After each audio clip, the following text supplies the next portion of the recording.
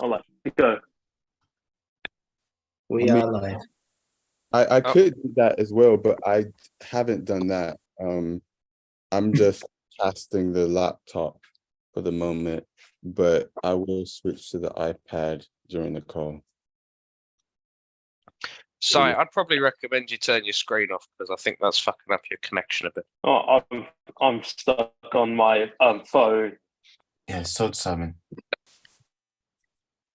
Well, that's mean. That's absolutely mean. I can still hear you guys. Sorry. I mean, at worst to worst, I can still just give you some snarky comments on your on the video. Yeah, just channel your inner Alec. What the fuck? He means I'm making some jam and then I'll give it to you guys soon. Ah, I love jam. Pat said not to wait for him, didn't Yeah, that's usually Pat's line. Yeah, He's got a keyboard shortcut for that now. Along with, I'm just on the toilet. I'm having a shit the size of my head. Yeah. Wow. So yeah, you just that Control N is nonce. It really made me laugh earlier because he posted a Facebook status that was like, when you have customers and you don't know whether it's a fart or a pee or something like that, and then someone who I assume works with him just commented the sick emoji. Ugh, Nice. that's been the highlight of my day so far. Actually, no, the highlight of my day was watching Liverpool versus Brentford because every Premier League kickoff today had the national anthem play before, and the Liverpool fans booed the shit out of it. That sounds on course, to be honest. You know, it's really funny because Liverpool, oh, blimey. Liverpool, Ah, Sorry. that was horrible. before they played the national anthem, they released a statement, and it was like, it basically said something along the lines of today we're going to be playing the national anthem in line with the Premier League's wishes rather than because it's Coronation Day. And I just thought that was brilliant as well.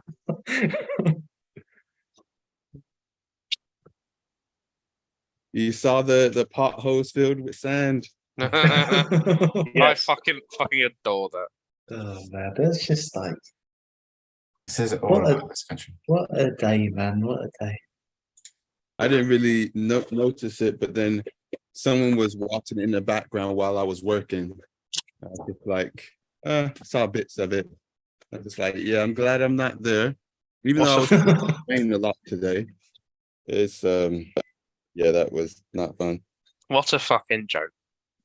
So this is the thing, right? I mean, I appreciate it's a lose-lose for them because my ideal today was not noticing that it was going on. And if I hadn't gone on Twitter, I could have quite easily not noticed it was going on. But then that's also a problem because I'm like, they've spent 250 million quid of taxpayers' money and I didn't even notice it going on. Like, I'm You know- surprised because if you just turn on any TV, it's like you're just straight down your throat. Coronation. Actually, yeah, to be Depends fair, where you look. the only kind of like the only thing outside of Twitter that I noticed it on was the football because they were all singing the national anthem today. But it's just like I didn't even have the charger on. it's just I don't know, man. Every like screenshot and like little video I see from it, I'm just like, this is embarrassing. Like it's You know what I would have liked if like he actually went over a pothole and like one of the carriage wheels like fell off. That would have been just please. All right. Whereas some people in New York were trying traditional English breakfast and were trying black pudding. Like, oh, give it 8 out of 10. Would have been nice with some sauce. I was like, Get okay. out. I love black pudding. That's like I Yeah. always remember when I was a kid, my dad was eating black pudding for breakfast. And I was like, oh, what is that? And he was like, I'll talk to you about it after. And I was like, no, just tell me what it is. And he was like, no, I'll tell you after. And I was like, no, just tell me what it is. And he went, it's blood. And that's still the reason I don't like it. Nah, fuck I- that. It's metal as fuck. I love black pudding. I Yeah, used I to think Black Pudding's great, man. from time to time until I found out what it was, and I was just like, this probably isn't the healthiest kind of offal for me. Maybe I shouldn't eat this. Mm. So, like, if someone randomly gives me one, maybe I might eat it, but otherwise, I'm like, It's yeah, I will go out of my way for Black Pudding, man. I remember, right? So Rachel had never tried it before we got together, and I cooked it for her. And I remember her being like, "Oh, do you think this is vegan?" And I was like, "That's the What? least vegan. That's food. the It's most literally unvegan thing literal ever. blood." hey, Pat, Hey, man. are you using a Hey, Mac? Pat. That's Huh? bad. No, Are you? I'm Predator. Mac! Oh, that makes sense.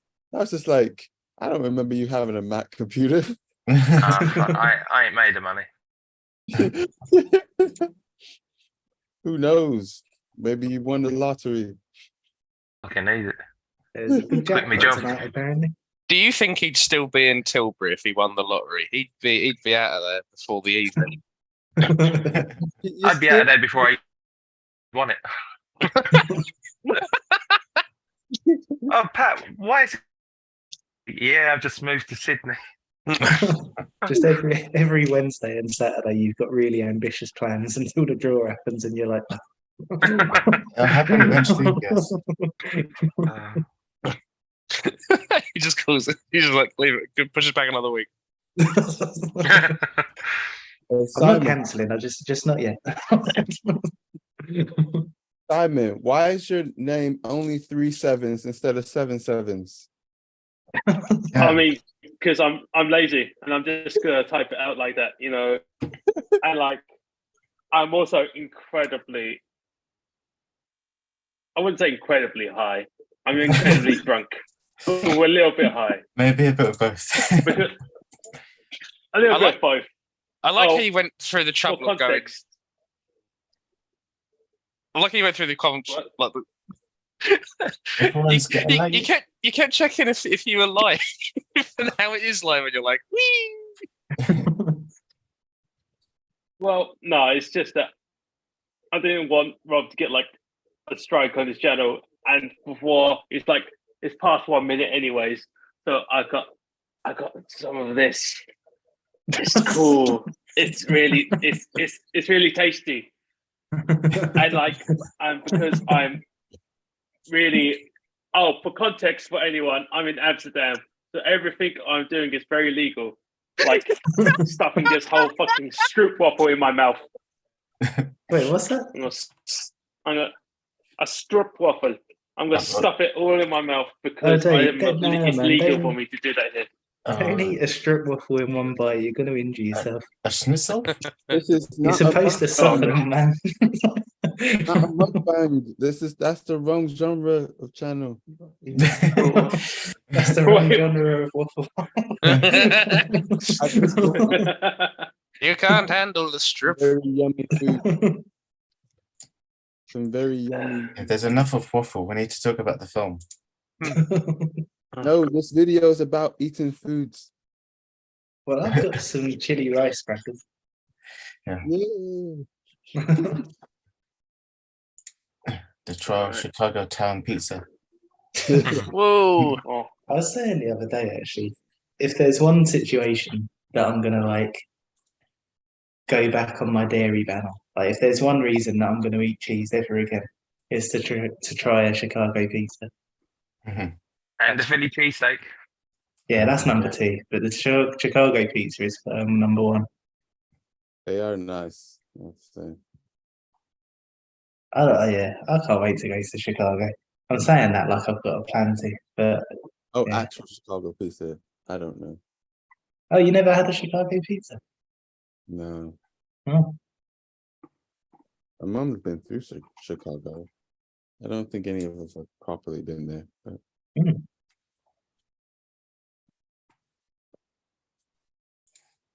so well, I'm still more conscious. Why did you choose this political drama film, Alec? Oh, I chose this film because I was fucking sick of 80s sci-fi. I needed something. I needed a little change of pace. A And 2016 sci-fi. yeah, just sci-fi. I'm just like I can't do any more sci-fi. Fucking hell. I need to have something grounded. I need to have like a nice courtroom drama. And yeah, Eb showed me this a little while ago. I'd only seen it once. I would Oh, so usually, this was your second view? second and third view, yeah. So like Oh, wow. I broke my own rule, but like it's Aaron Sorkin, and I watched it, and I was like, I am thoroughly confident this is like gonna hold up, no problem. So you? I try not to pick something that I've only like watched once, because otherwise yeah. Oh. Otherwise, I will trip myself up and I'll go, oh, well, I give my own pick a 4. Like every other week. We're quite different. I see. Yeah. I like your chaotic like method, to be honest. I couldn't do it myself. But yeah, I thought this was like fucking superb. I love pretty much all the acting. Apart, like Sacha Baron Cohen's a little bit spotty, but like it's to the level where like I don't even like Eddie Redmayne, and I think he's great in this. Oh. Interesting. Mark Rylance is really, really cool. Big fan. Joseph Gordon-Levitt makes a return. I think he's doing good work. Well, this is His best definitely film in redemption film. after last time. The actor for Bobby Searle. I'm not even gonna try and do his name, but Oh, he's fucking excellent in this. And the judge, my fucking god, the judge like activates my fight or flight response. I kind of like, it's so good. I kind of forgot. I kind of like forgot his face until I started it back up again. And I was just like, "Argh!" And like he just came back out and something just activated in me. I was just like, I need you to die. Like, like he's fucking great. Very. There's just so much acting talent going on, and like, obviously Frank Langella. Frank, that's it. Yeah, Frank, you're doing an excellent job. I want to murder you. I'm not a crazy person who thinks that Game of Thrones is real, so I'm not gonna murder you. But like, doing a great job. But yeah, I think this is like a really. I think just since like the degree to which this became such a farce, and I kept looking at Eb the first time I watched it, and I was like, is this real? And she was like, yeah, this is all pretty close to like what actually happened. I was just like, fuck, this is embarrassing. Like this is horrible. Worse. Yeah, it was. Yeah, it was worse. I've gone and looked up some stuff, so I guess we can talk about the accuracy of it all later, and how much it affects things. But yeah, I was just blown away.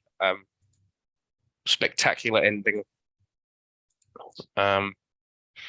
Best dad joke ever. They didn't think I'd say that. That was perfectly crafted. Despite the fact it's fucking French. Really? One of his reused jokes. Yeah. But yeah, more Aaron Sorkin films I think is would not be a bad thing. But yeah, that's mine. Yeah, I'm leading a bit of a campaign for more Aaron Sorkin now because he's one of those names that you know, but like I've never really paid too much attention to because this is like I know he did A Few Good Men, and I know he did like The West Wing, and he's done Succession, but this was only the third thing of his that I've ever watched. And I remember really liking The Social Network. I haven't watched it for a long time, but I remember thinking like. It was one of those things because I remember us all going to see it, and at the time we were like, not really sure why there's a film about Facebook, but it's David Fincher, so we'll give it a go. And then we all came out and we was like, oh, that was actually really good. But yeah, like The Social Network and Moneyball are the only other films of his that I've seen. But I know he's kind of like famous for the kind of like courtroom stuff Yeah, because The he kind West of like Wing. started. Well, he started like a whole trope of his own, really, didn't he? With like the "you can't handle the truth." Um, so it's yeah. So it'd be good to get more of his films in film club to like explore him a bit more. Um, yeah, I really like this film. Like I'd gone into it like expecting a lot less than what it was because beforehand, like a lot of the things that I'd heard about it were like, well, it's like I said to you the other day, like there's a couple of things that I do agree with to an extent. I just don't think they're big issues. Like one of the things that I'd heard was that it was all a bit costumey and theatrical and whatever, but like I don't think that's a terrible thing. I think, and plus as well, like this trial in particular is like it has like a reputation for being theatrical, so I think that's appropriate, really. Hmm. Yeah, so yeah, I think that's fine, although I agree with it. But the big criticism that I kept hearing coming into it was that the kind of I suppose the tone of it, I guess, but it's this idea that the film is trying to say that the problems with the American legal system is a few bad apples rather than the system itself. And I don't know if maybe that's a misinterpretation that comes out of the quality of it. And what I mean by that is that I don't think it's what the film does, but I wonder if that's what people read into it because the judge is such a good villain. So I don't know, Hmm. but I don't agree with it. I don't think that's a problem at all. But yeah, the judge, he's like, I hate him. Like, it's one of the few times that like I find myself getting annoyed at the actor playing the person because Hmm. it's so like, But it's yeah, so well I done. think he was great. Doesn't he Yeah, just he just activates some part of your lizard brain, doesn't he? Just like fucker. yeah, it's just like you just look at him and you're like, you are evil. you.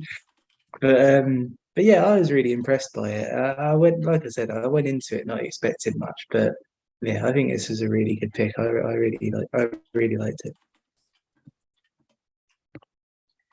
That's what I was saying about it. Well, what I was trying to say about it, Steak and Co.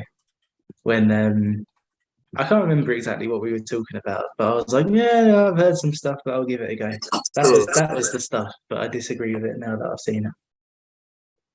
Amazing. Okay.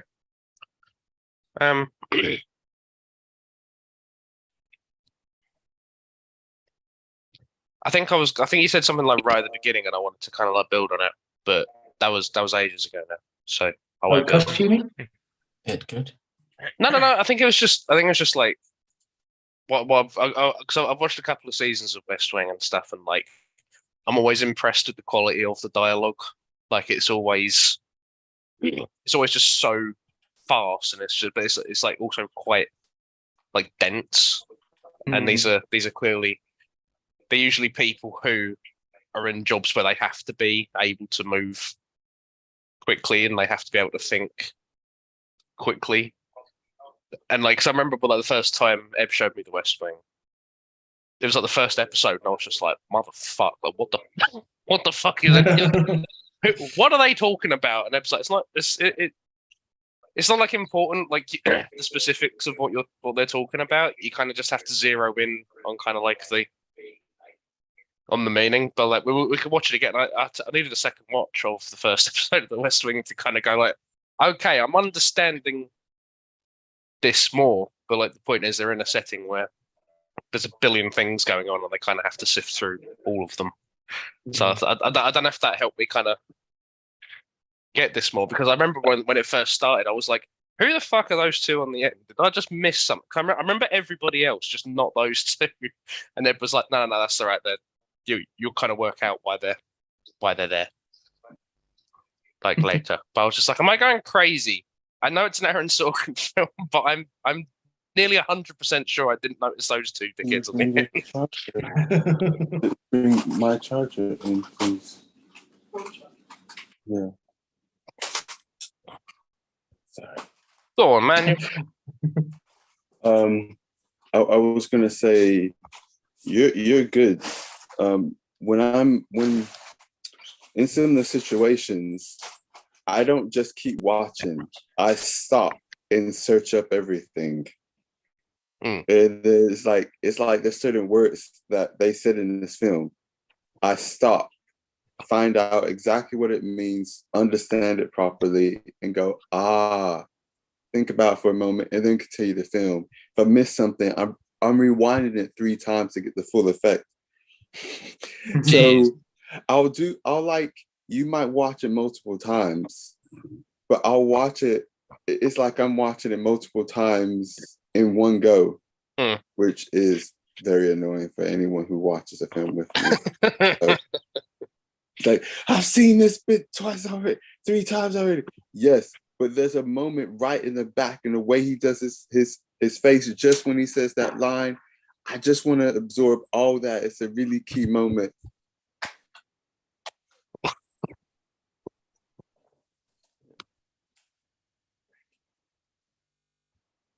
Did you want to just carry on with an opening statement, or are you? Oh, considering you loved the fuck out of this, really great, masterfully done. There's probably a lot I could say, but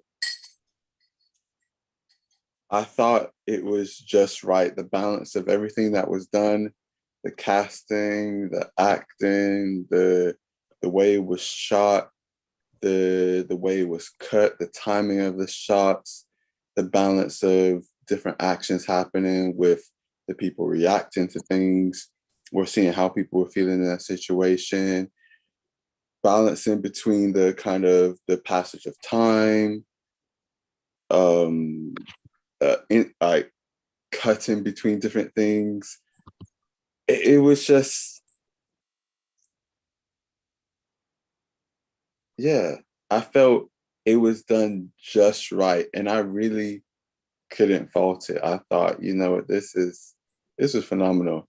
And it's quite interesting that, I found it quite interesting that, yeah, I knew nothing about this trial or this that had happened. And I don't know how many people before the film did. Maybe plenty of people who did know about it. I know the director himself was just like, I need to search up a bit more before I even really touch this. But I don't know, it's just so well done. Yeah, really happy with it. I'm glad you enjoyed. Thank you. I was not expecting you to enjoy it to that level, I have to say. Yeah, I wasn't either when you warned me. Yeah. But I'm very glad you picked it. And yeah, it's bad, yeah. This is nice. Go on, Pat. Do you want to? Yeah. So I knew about this film. I think it was announced in 2018. I think. It was something I was quite excited to watch. Was initially, I think, supposed to be a sequel, but then the world got sick and all. So didn't hear about it for ages, and then it popped up on Netflix. So I was obviously happy to sit down and watch it, and like I loved every minute of it. It's typical of Aaron Sorkin. Great characters, good story, all things like that. I know Alec made a reference to Sacha Baron Cohen's character, favorite character in the film. It's just a part of me, just someone sitting in the courtroom, just constantly.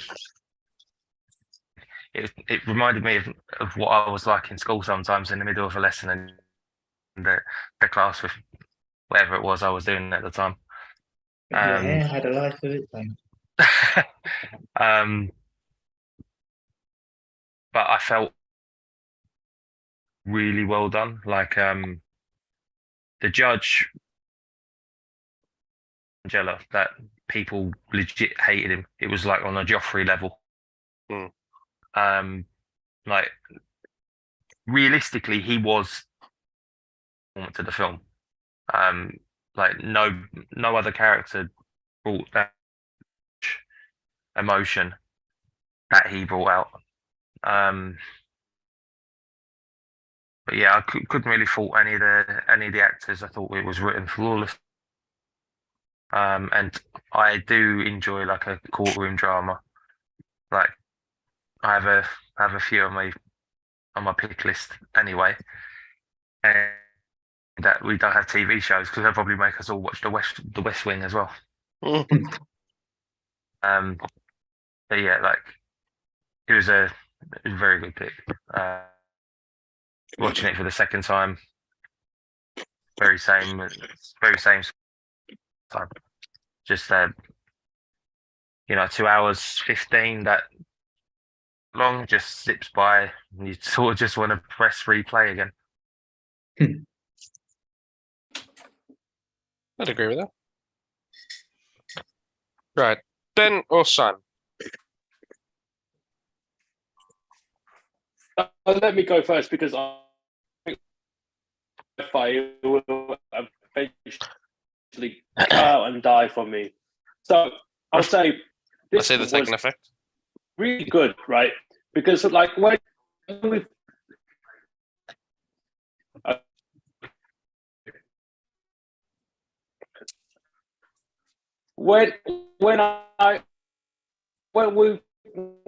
first,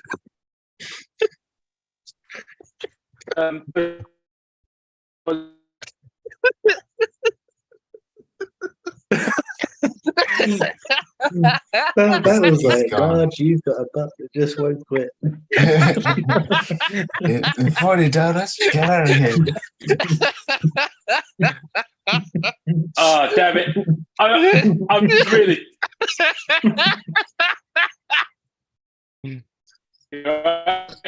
Right.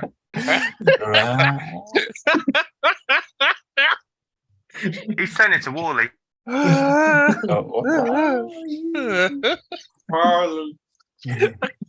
We can just see you go whip, whip, whip, it.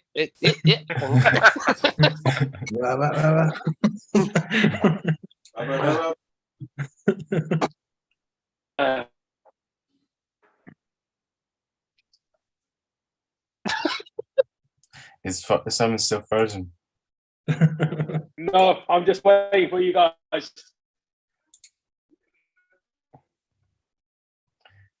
I mean, you guys. Should I just go instead? I think you should go instead. I think Simon can have a day off. Yeah. Trials Chicago 7, it's good. No, back to 7. Yeah, for some reason I didn't see this film when it came out, even though it's kind of like it ticks all the boxes of a film that I'd like straight away, because I'm a big fan of Aaron Sorkin anyway.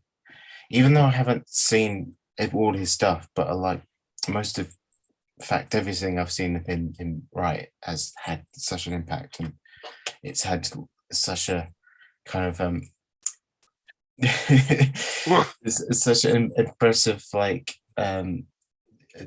style and uniqueness about it, because when you hear or see or something that has anything to do with him, you just know it's his work, or you just have a kind of like intuition that it's his style because of how he writes, and it has such a uniqueness and character to how he just does dialogue, especially.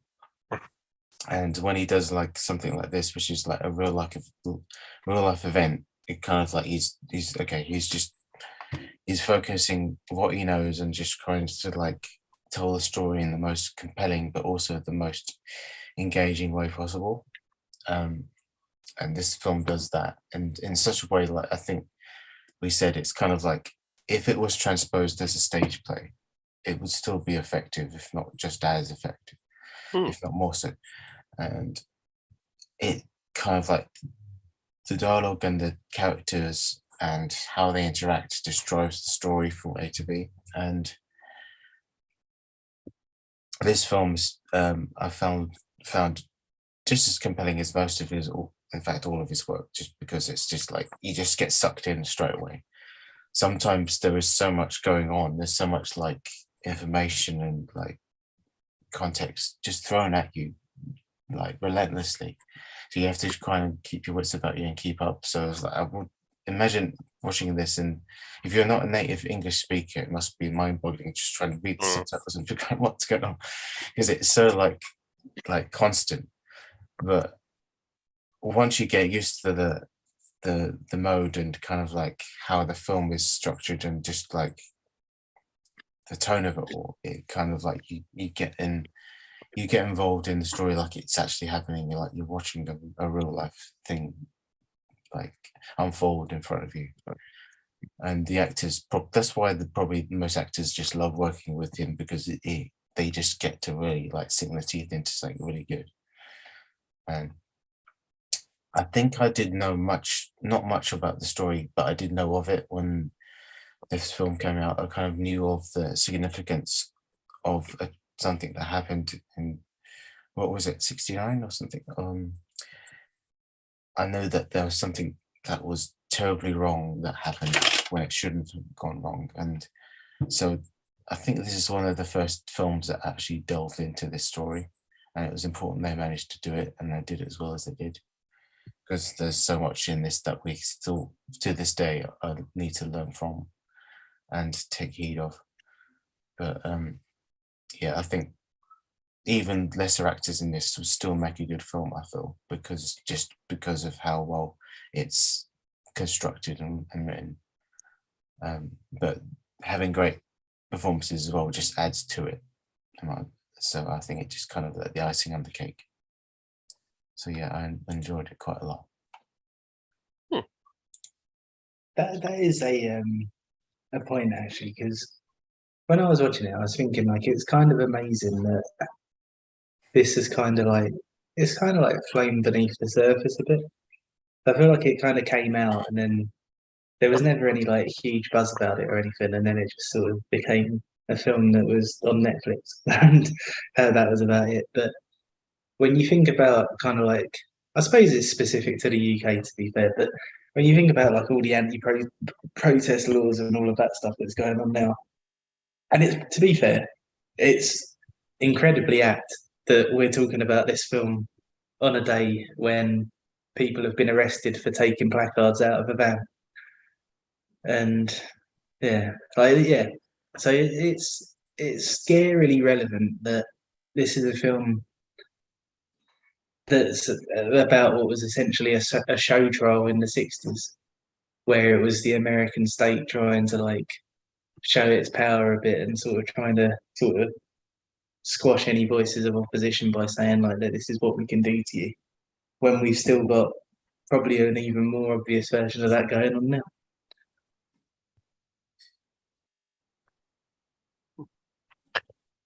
So I just want to read what Simon says to the group chat. The antagonist was portrayed to be the prosecutor, so I'm guessing you mean Joseph Gordon-Levitt. But of course, it's actually the judge. It's great because as the viewer, you know this, and it helps set up and build the characters and how they would have been portrayed as they were in real life.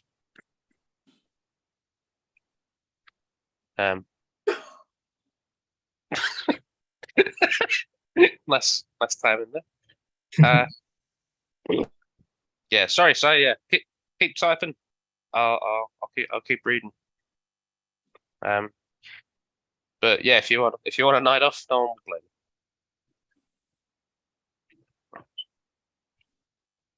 you. Sorry, yeah, I love that whole sort of aspect of that, like the political trial kind of thing, where you have Mark Rylance going like, "There's no such thing as a political trial," because of course, as far as he's concerned, that doesn't happen. And then like the more and more it plays out, the more he's like, "Fuck me, Abby Hoffman was right. This is a fucking political trial." Yeah, that's something I wanted to talk about actually, because I might.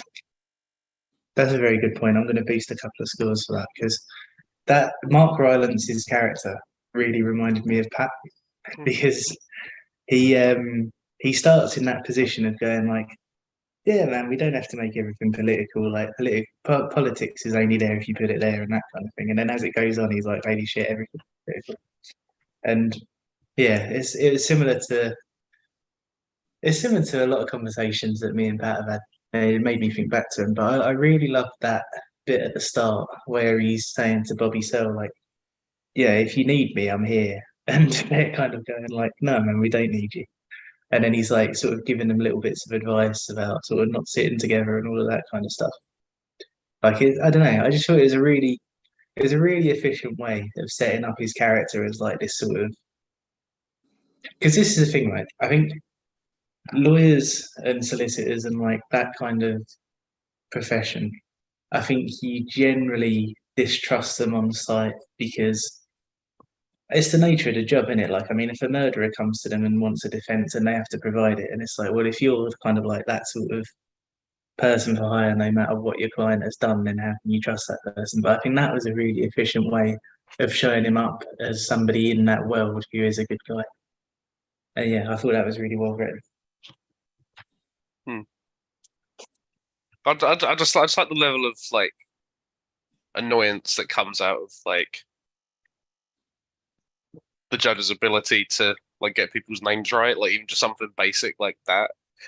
And you can see like both him and Wineglass are going like, I need to be polite here, but this is so shit.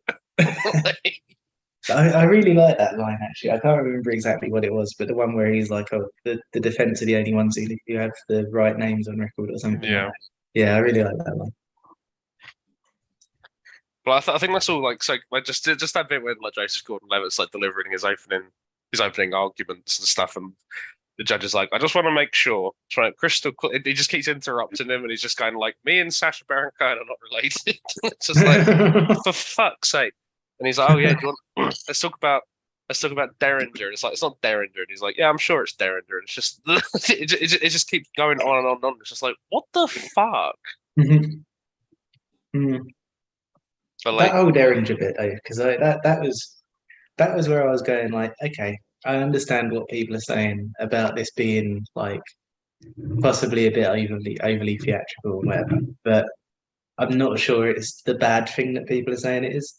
Because it's like what we were saying earlier, like with courtroom dramas, I feel like you've got two ways to take it. You've either got like the heavily sort of like stylized version of it, which I think this is, or you've got the kind of like super serious and super realistic version, which you don't really see in American courtroom dramas so much. You only really see it in British ones. But I only feel like it's a problem if it tries to do both. But I think this is like going so hard in kind of like the heavily stylized, like over the top, that it's just like, yeah, it works for it.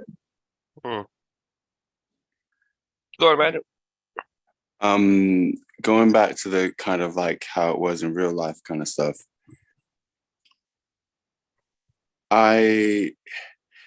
Obviously this is the same reason he toned down with the judge. It's like you have people who will criticize what he's like now, but they don't have any context for what he really was like. It is just like, if he did that, then people would be criticizing, oh, it's too implausible. It's not realistic. Why is it like this? It's just like, I don't think you realize what it was like. Like, he was really bad. Also, obviously times were different. And watching this film now, we have like different things we expect or different standards. But I wonder if, even though, yes, he was voted as like 78% of lawyers around the country voted him as unqualified, the fact that he existed, he was a product of his environment. So surely there would have been others who were like toned down versions of him. So there might have been lots of versions of what we saw in the film, and one slightly worse, but not as bad as the real one. So for people back then, would it has been as shocking as it would have been to us, or not as shocking? Like, would they have been a little bit more used to it, or was it that all of that was just really hidden behind doors really well? Well, I think that's another thing that's interesting about this, though, right? Because when you think this was like late 60s, and it was before the internet and before people could communicate as freely. Like, news of it probably didn't spread that well outside of the. Because I think this is why it was quite. Like, I don't sound like I'm praising the state, but it was quite clever on their part, because by bringing together people from like such different communities, it's kind of like spreading the word organically. So, like, you don't necessarily need the big news coverage or anything. Like, if you beat these people down and then they go back to their communities and spread the word of what's happened, then you naturally just like stamp out the protests. Like, you don't need like a big show outside of that, if that makes sense. Mm. That's what makes it so evil, right? Yeah. This is what I don't get about how people have come away from it going, "Oh, it's just a couple of bad apples." And it's like, no, he was as chosen as they were. Like, he was definitely like selected because like he's like willing to actually like just admit stuff if he doesn't like it, and it's just like, damn, that's fucking frightening that you can you have the power to do that. But like, again, like, he's not the only one, definitely. I've got bad news for you, by the way, Alec. Oh yeah. And you've just lost a record because I've accidentally put you in the Hall of Fame. Oh shit! So I'm Alec has got I'm fucking I'm so hurt. mad. Don't do that. You've dethroned Humphrey. What the fuck's going on? So Alec had broken his own record of the highest scoring film without a Hall of Fame, but I just bumped my purpose score and it's put it in. I'll have to just deal with that. Simon also said, all I wanted to say is this movie is great. I feel the actors are great, but the film was cut together weird, like, because it wasn't chronological. It made it choppy. But I like that. apart from that, it was still good. I really like the timeline of it, because it's kind of like, it was sort of like peppering in context for the trial. I thought that was a really good approach. Yeah, that was because it wasn't a conventional kind of like, well, biopic isn't the right word, but kind of like real life drama, because it's like, oh, this is what happened, and then this is what happens after. You're like thrown into the trial. You're like, why are they on trial? For people like most of us that don't really know the story, I thought it was quite a good way of being introduced to the story by finding it out bit by bit, piece by piece. Finding out, oh, this is what happened to the Black Panthers. This is what happened to, what's his name, Hayden, and what he did to entice the police riot. And this is what happened after that. So it is quite clever to do it in that way, rather than just putting the whole piece of the whole thing before. It kind of wouldn't been as climatic or as like exciting if they did it chronological. But I also think as well, like, when you do it like that, you kind of you have a chance to react to the trial before you necessarily know everything that's going on. It's like you get what you would have got at the time if you were sort of, just sort of observing the trial, but then you also get like, this is why that sucks. And I thought that was a really good approach. And an interesting thing that you just said there, which I think, now thinking about it, this does something that you don't see. I'm not sure I've ever seen, actually. When you see films about, or documentaries about, or anything about the Black Panthers, they always get portrayed as if they were just like this one isolated organization on their own and nobody else was like anywhere near them. I think this was a really good presentation of them being part of a wider thing, and that they weren't just kind of like acting in their own interests and in a selfish way or whatever. Like, there was people on their side, even if they weren't part of the organization as well. So that's really cool as well. I think as well, like, I think that little chat that Hayden and Bobby have when he's just like, you've all got the same father, and this is like this is kind of a rebellion against your father, like, isn't it? And he's like, yeah, a little bit. And he's like, and you can see why that's different to what we're doing. Like, we're not. This isn't like a internal thing. Like, we're dying. Like, and it's just like Yeah. you. And I think as well that kind of feeds into that bit where Hayden like kind of forgets what he's doing and he accidentally like stands up because he can see Bobby Seale look at him like, what the motherfucker? Are you serious? Like, I thought we had like just a moment of understanding here, but clearly not. Like he generally looks like quite, I don't know, confused and upset and like. So I thought that was all like such a. I thought it was all just like a really kind of well sort of constructed moment. Which moment again? I'm trying to think which part. There's a bit where it's just when they go in to tell him when Fred Hampton's been killed. Oh yeah. That's when they had the big chat. But then the bit after that is when he's been gagged and then Tom accidentally stands up and he's like, Yeah. oh fucking Bobby Seale, look at him like, what? But that made the ending even better. Oh god, that fucking it. Commenting on the way it was cut together as well. It's I like how when they do it like that as well, because it keeps you interested.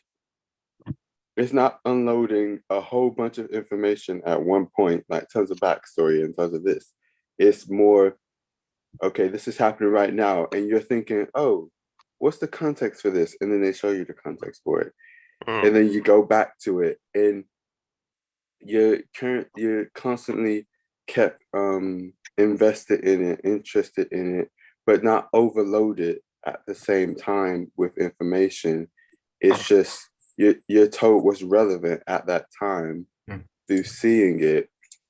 And even when they're retelling the events, they kind of tell it in a way that you're getting different people's part of telling the same story, which helps you understand everyone's view and feelings on it without having to take a longer time.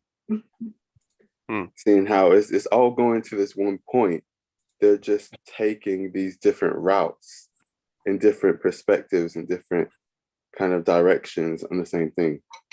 It's a good structure for it because it just keeps up it keeps the script like quite dynamic. And everything you're constantly shooting back to things, and like you're kind of getting like kind of the frame of the story, but then you're getting all the context in that.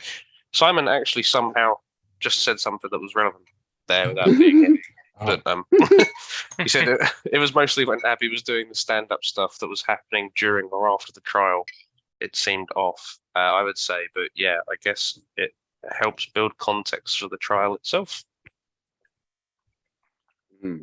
which I think is kind of what we're getting at here.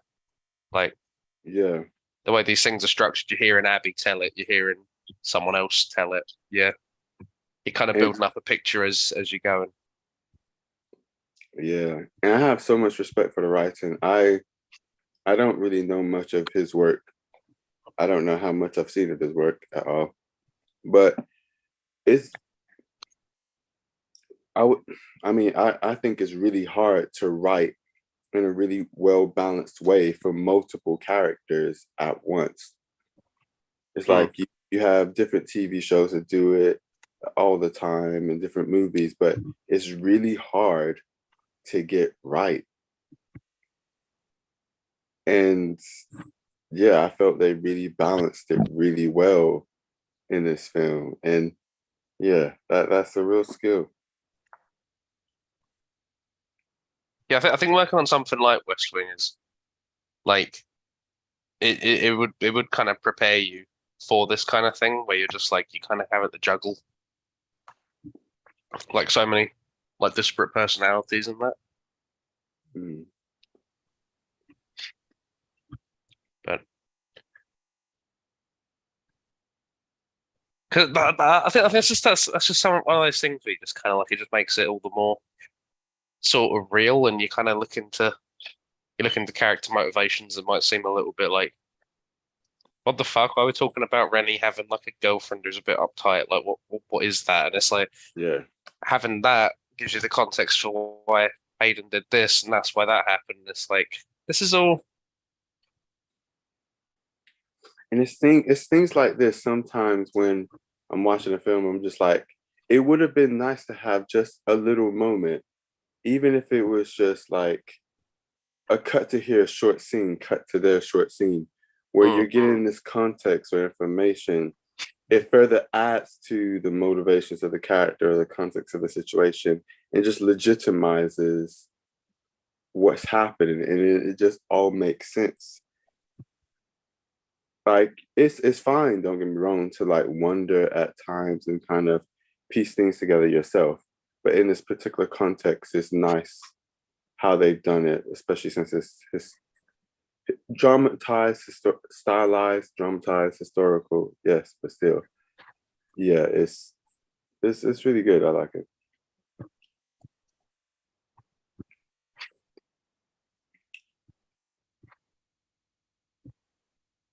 How you doing, Ben? You good?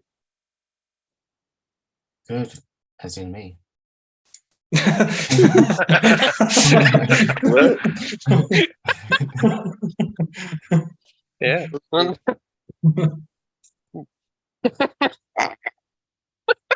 Yeah. What was I going to say? I think that's what's so good about it is that it's compelling because of how like vivid the characters all are.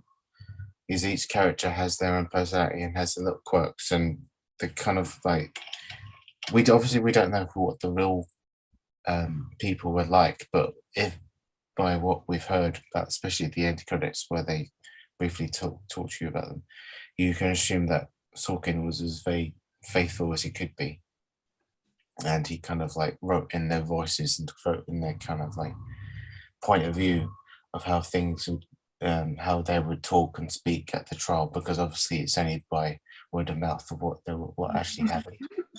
So it's quite effective in that regard.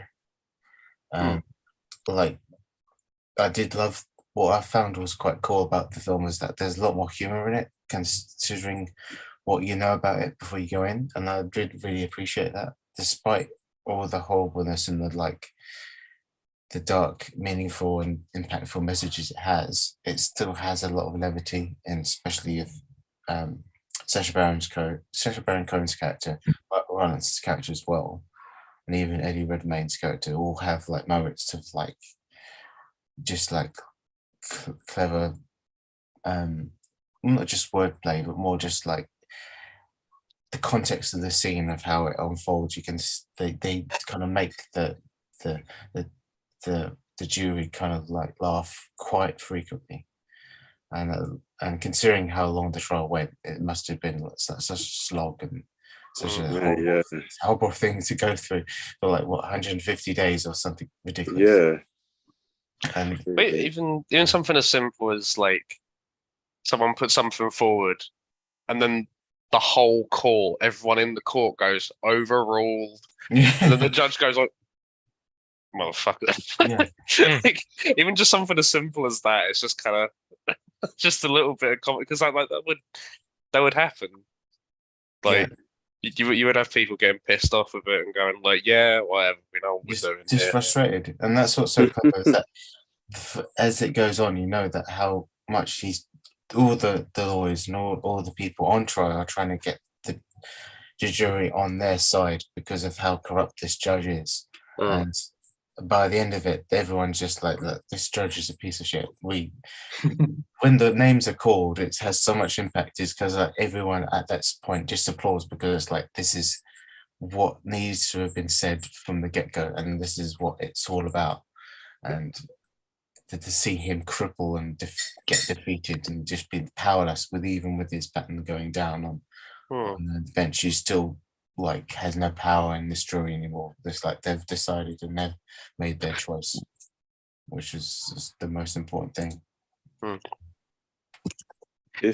on a random note, it suggested that undercover cops, one of his kids died in the Vietnam War. Oh yeah, Oh. because his surname's Sibeli, and Tom Hayden reads out the surname of a soldier whose surname was also Sibeli. Yeah. But yeah, man, I did enjoy that whole thing with the undercover cops though, because like the big guy, the guy with like the big face and like the tiny little piggy eyes and like the moustache, like the dark head, when he was like, "Hey, yeah, man, I'm a hippie," and I was like, "You are a fucking cop. You were born to be a cop." We can all see it. No, it was all. Honestly, the casting in it though was just. yeah. And to think they went through like a few different options, didn't they? Mm. I'm glad it ended up as it was. Yeah, I think when you were talking about like the different possibilities last night, like the one that really screamed out to me as being like, well, not something that would have ruined the film, but something that would have made it like a lesser film. And this is saying a lot for me because I don't really give a shit about actors usually. But when you said that Steven Spielberg wanted Will Smith to play Bobby Searle, I was like, man, that would have been a disaster. Yeah. I mean, Oh, he makes some questionable decisions sometimes. What were you know saying, what was that?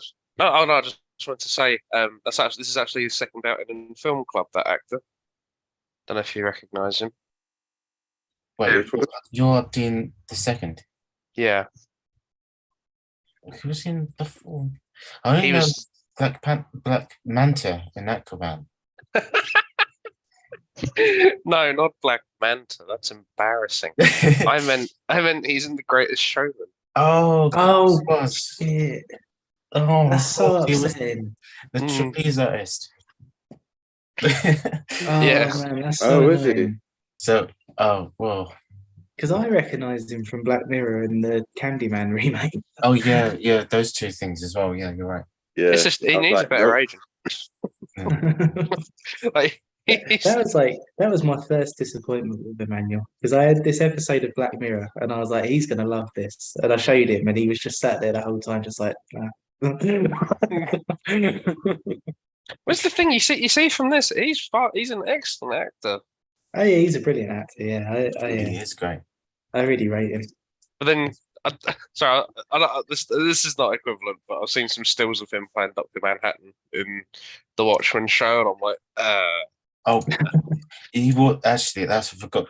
He was actually terrific in that series. I think. okay. That even though if there's some of the it would be look dodgy out of context, that series is probably worth his soul. Okay. Because it is a HBO show. Alec wants you to shut up about it now. No. No. It's a As long as decent show that's good. If he's all right to act, then like fair enough. But like, yeah, just in isolated stills of just. It's nothing like Black Manta. I'm just going. That doesn't look great, but that's all right.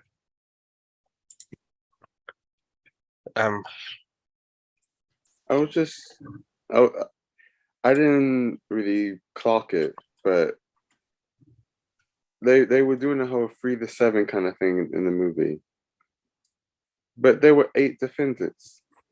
That's actually like a goof. Apparently, they were known as the Chicago 8 until Bobby Searle got like the mistrial thing, and then it became the Chicago 7.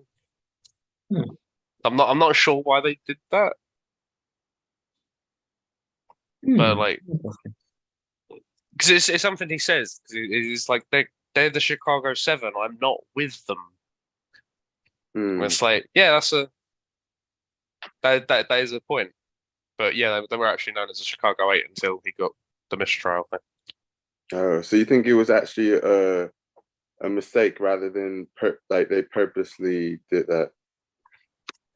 I don't know. I think I give Aaron Sorkin credit for it to be like a more like a purposeful thing, but I don't know. I don't know if that weakens it or not. I wouldn't say it weakens it. Hmm.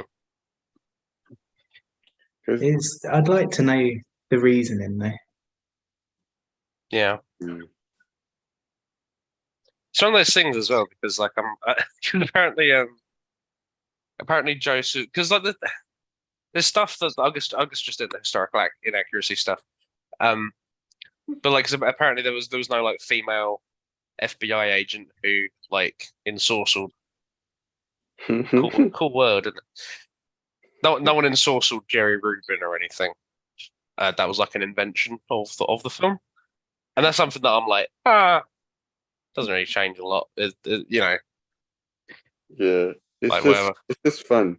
It's just funny. Yeah, and then there's like, sorry, it suits the character. It's a good kind of balance with that character. yeah. There was also no record of any like sexual assault during it happening. So like the whole thing where he saves the girl with the flag, that apparently was also a bit of an invention. But again, it's just stuff that's like, I don't know. None of this is really damaging the movie at all. Yeah. The only one that I got stuck on was apparently Joseph Gordon-Levitt's character. He wasn't conflicted about any of it, Yeah. and like there was stuff about the people who were writing like he stood up for the names being read, Yeah. and he was like fighting against it. And he was just like, I didn't fucking stand for that, by the way. Yeah. But like, I was kind of going like, why did you give him like the moral center thing? And I was like, I kind of like the idea that Aaron Sorkin went, I'm gonna make it so you remembered as a moral fucking person, and he's like. Maybe it's just like a F you. This is what you did should have stand been for like. it. This is what you should have done. I'm not going to even acknowledge what you actually did. Just think, like, because I really kind of like do like it as like a writing choice where you have like him, like, unless it more kind of plays into that political element where you're like even the lawyer doesn't really. Like he's not really into it, and then you kind of have like this conflict kind of thing. Like I do like that element of it, and it kind of like I don't know. I think it's kind of there to make like the other side, like the political right. Like it kind of goes like, here you go. I don't think you're all fucking ogres. Like you do at least like respect like the lives of soldiers and people who have died for your country. You do at least respect that. Not all of them do. Very many of them walk out and go, fuck this. Yeah. But like I like that he at least gives it one person. And it's I don't know. It's weird. Well, that's all right. I think it also makes it a bit more believable when both the prosecutor and the defense attorney, defense lawyer come up to ask for a mistrial for Bobby Seale. Of course, in the real one, it took much longer. And that whole messed up kind of stuff went on for a much longer time before like a mistrial was ever, and I assume that was more of the defense side. But film-wise, I think it made it more kind of like, look, even logically, you can see how this is damaging. You've got journalists in the back noting all of this down. I mean, as Camilla was saying to me, most of the kind of media she's ever really seen on it. And I didn't even watch the film. What did I say? But you said this. Most of the media you've seen on it or news has always been criticizing. I don't know what you're talking about. Sorry. The Chicago 7, the movie you didn't want to watch. Okay, go on. Yeah, I'm listening. That's I said. You said most of the media, even in Dreamgirls and different stuff. It's of Vietnam War. Yes, and all this Yeah. stuff surrounding it. Yeah. Anyway, I forgot. may Okay, fine. You I sounded was so looking. betrayed then, man. That just said, but you said this. I was looking. You just said like you had a gun on you. You were just like Camilla said about this. I didn't say that. You're like, what? oh man. But yeah, even with the whole kind of sequestering the jury, which I had to look up because at first I was like, I don't know what this means. But anyway, like the whole sequestering the jury, it's like they knew if they actually paid attention to what the media and the journalists were saying, who were probably being very on the majority side, were probably being very criticizing of it and being like, this is dumb. This makes no sense. Like even with the fact that the attorney general came in, imagine how you would have felt as a jury. So they were sentenced to 5 years. So hey, most of the guys, after they get out of that trial and find out that the previous attorney general did investigations with both the FBI and counterintelligence, like would it be CIA back at that time or just counterintelligence? I think it might have been CIA, but it might not have been public knowledge that it was CIA. Okay. They did investigations with both of them. It was just like, nah. Police started right. Whether he was just saying that to be saying it, point is, at the end of it, he did not feel it necessary to charge them. But the new one wanted to. And it's just like, if they knew, they must have felt after they came out the trial, they must have felt so used and so manipulated. Or I feel like quite a few of them anyway, must have felt, so used and manipulated. When if they actually were able to hear that or understand a bit more or actually hear what the media was saying, they could have got more context to what was going on. That would have been a cool little remake for 12 Angry Men or something. You just have them just sequestered and they're going like, for fuck's sake. Yeah, that'd be interesting. But yeah, it's just yeah, it was good. It was a good balance of making me slightly angry or upset at times, but also it was just great balance all around. I think it doesn't. I think it doesn't invite that where you're going like, it can't be fucking real, and it's like, no, most of this is real.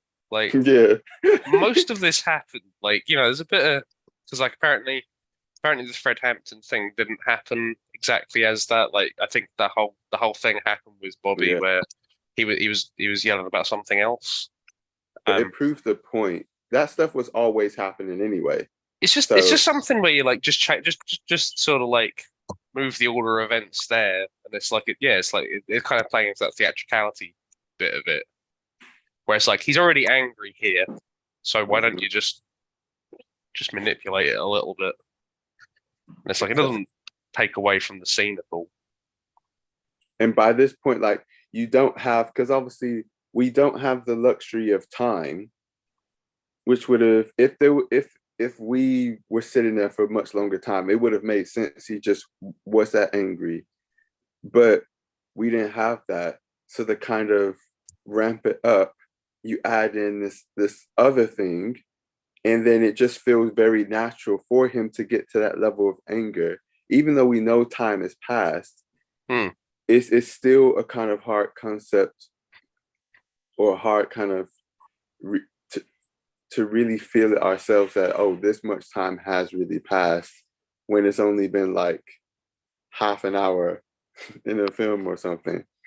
Yeah. So I thought it was really good, and that they put it there and just a home and a point of something that was happening anyway, that he could have been talking about anyway. And yeah, I thought that was a creative license. I thought, that's cool. It makes sense.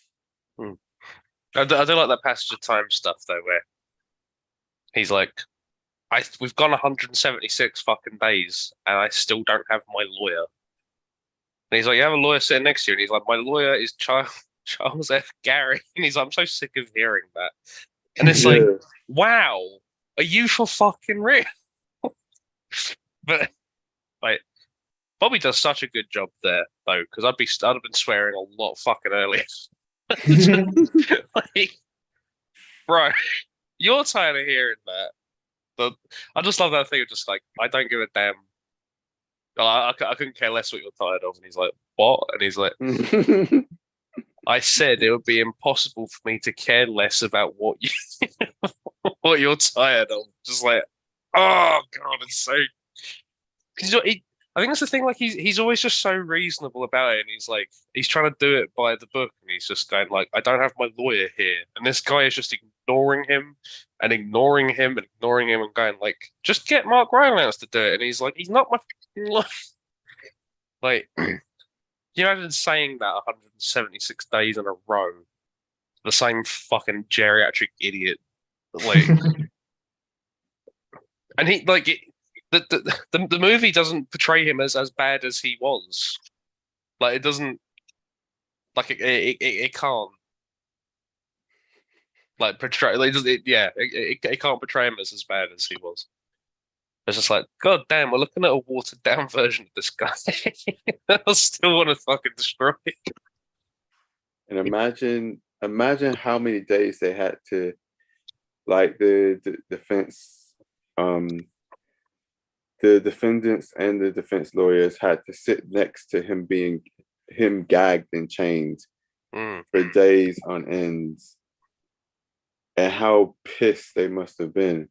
Like, even though the Boy Scout guy, yes, in real life he never hit anyone, but for him to hit someone, it felt like a real straw that broke the camel's back moment in the film, where yes, he didn't do it in real life. He real G, I guess. But well, he was the one who read out the names. Actually, it wasn't Tom Hayden. Yes, yeah. It just represented a moment. It's just like, it's been this long and this ridiculous, and he's just like, yes, this guy. You wanted, like, why didn't you give us a trial? And yeah, the real guy, he came in, and the actor who played him was just like, I was happy to play this guy who's just like, as soon as he came, before he even came in, he was just like, yep, I'm prosecuting these guys, I'm sentencing them. There's no doubt about it. This is how it's gonna go. I do like that they didn't get the full 10 years, at least. It does suck that they still got sentenced, but I guess little wins. And also it was very damaging for them publicly. And then I wonder if it contributed a little bit at all to public opinion leading up to Watergate. Because obviously he jumped out right before he got impeached. Yeah, was this before Nixon became president? He was president at this. No, wait a sec. The election was the election he was part of. Obviously, correct me if I'm wrong. He was one of the candidates for the election.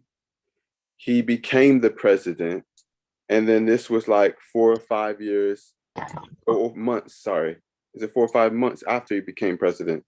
Yeah, that makes sense. Yeah.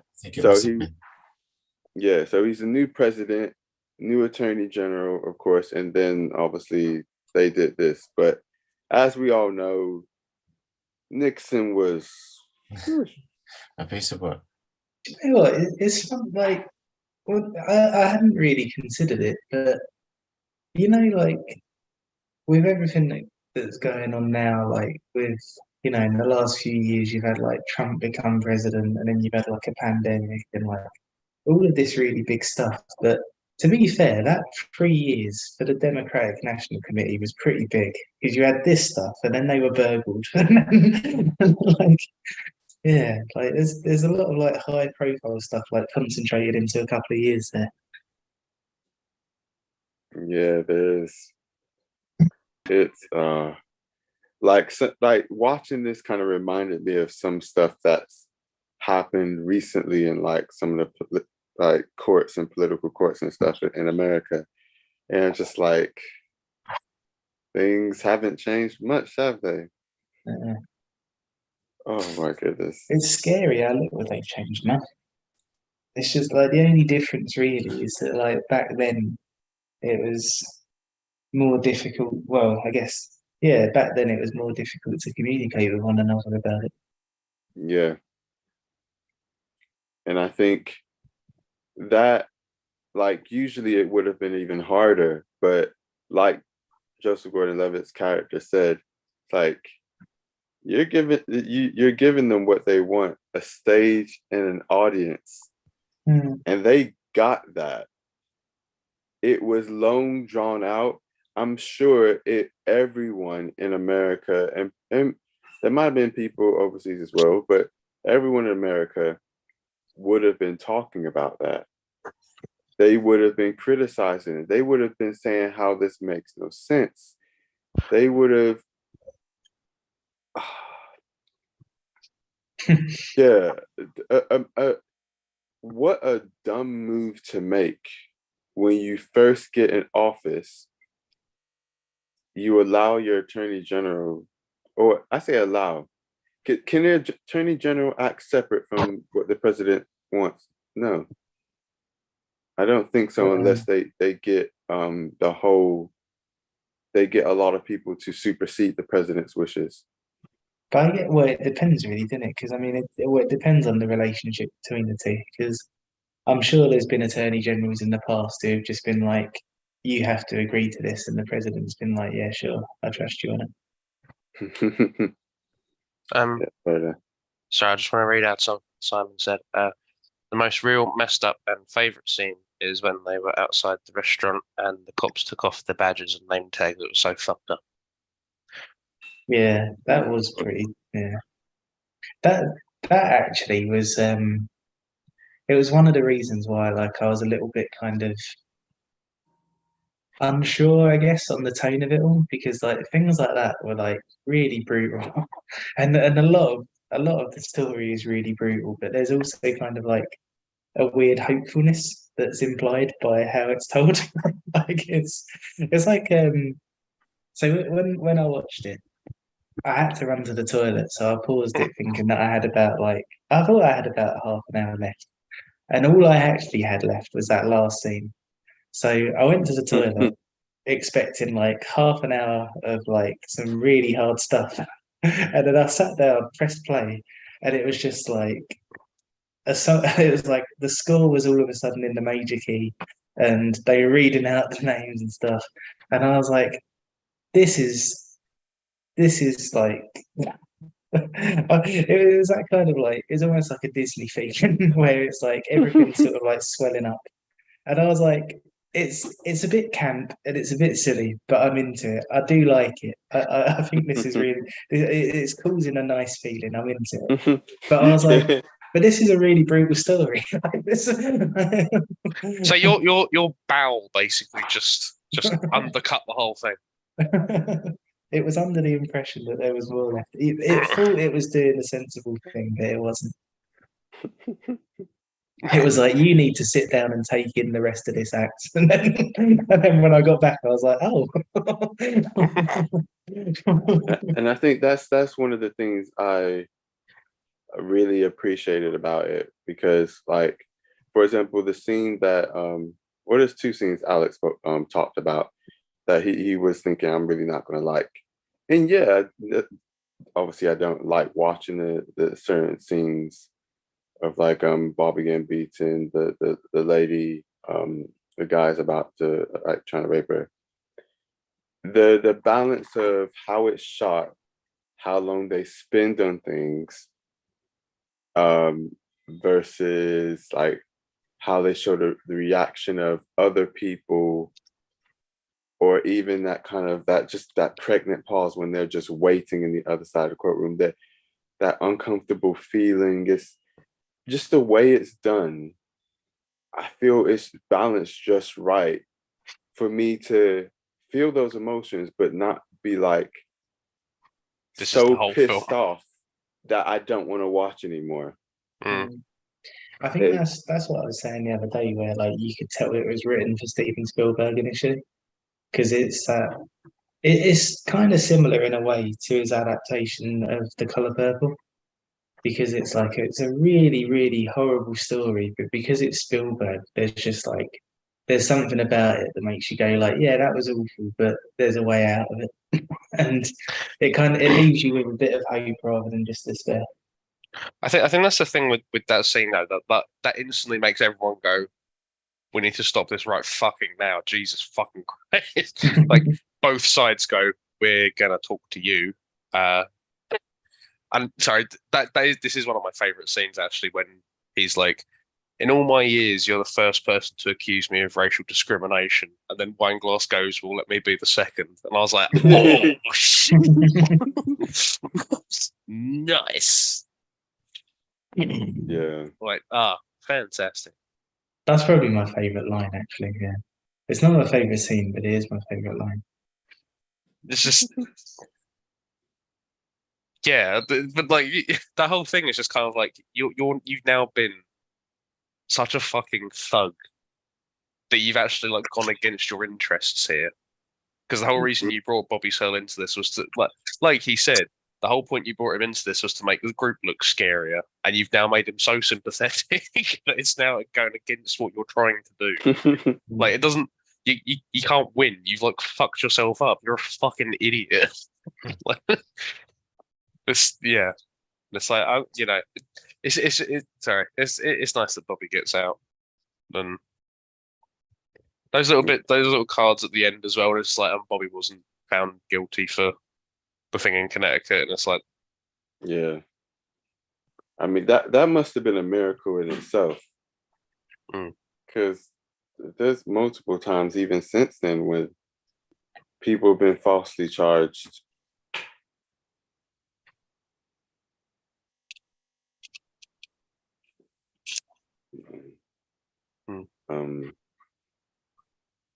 You want to do favorite scenes, or I've got so many.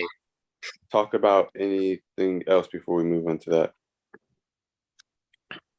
So, like, for a favorite scene, I think it's like, well, it's like Alex said, there are so many, like, and I think most of them are for the same reason, more or less. So, yeah, I think I'm gonna choose one that's like beside it a bit, because I really like the opening, because it was a bit like something from a musical. And what I mean by that is like, like the typical sort of musical opening. It's like Tick Tick Boom does it, and like most really good musicals do it, where you have the first song is usually somebody guiding you around the world and sort of saying, "This is who I am. These are the people I live with. This is where we all are." And yeah, it's just kind of giving you like an introduction to what you're about to see, rather than kind of like a hard start.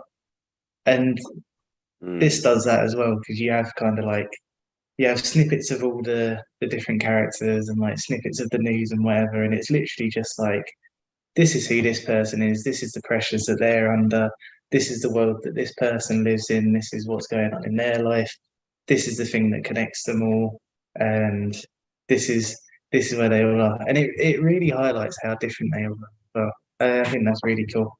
Like when you meet Bobby Yeah. Searle, and like you've got that whole thing of like, sort of like he's at some kind of like office, and there's a discussion about whether this is the right thing to do, and like they've all got that kind of like dilemma about whether it's the right thing to do, but it's all for such different reasons, and Yeah. the stakes for each of them are so different, even though they're all sort of there for the same cause. And yeah, I thought it was a really cool way to set it all up and to show everyone's differences. Invest commission free with Trick.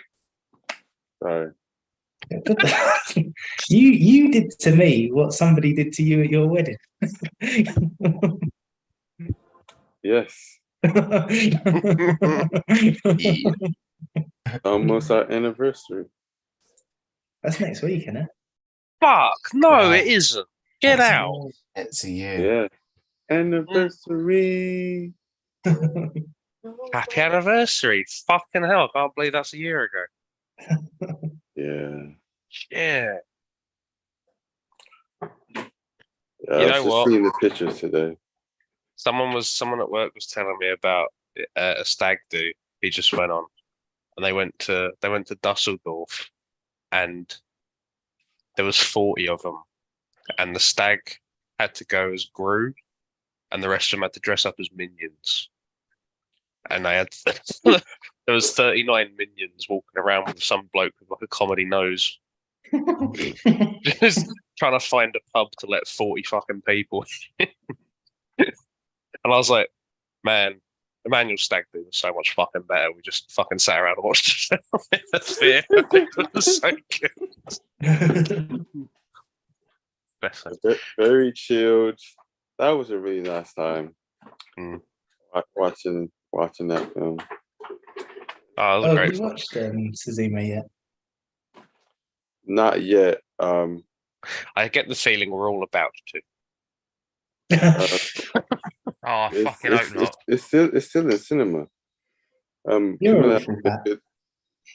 Shots fired. Suzume is great, man. yeah, I don't think it's as good as Your Name, but it is very good. nice. Oh, fucking Camilla hell. hasn't been the best, feeling the best like last few days. So Did you say the best at feeling Laugh. the best? has been feeling like under the weather Oh, last week. So because we plan to go out to the cinemas like for a few different films, but yeah, we haven't seen them yet. Simon said his favorite scene was the thing with the police taking their badges off because it showed the worst of humanity. Didn't you say that like 10 minutes ago? No, he said it 3 minutes ago. Well, then he just repeated himself, hasn't he? Because I'm pretty sure you quoted him 10 minutes ago. But I said that was your favorite scene, yeah, and he said yeah. So I was confirming. Well, what's your favorite scene then? I think it's a difficult one. Like, there's a lot of the film was like scene after scene after scene was really good.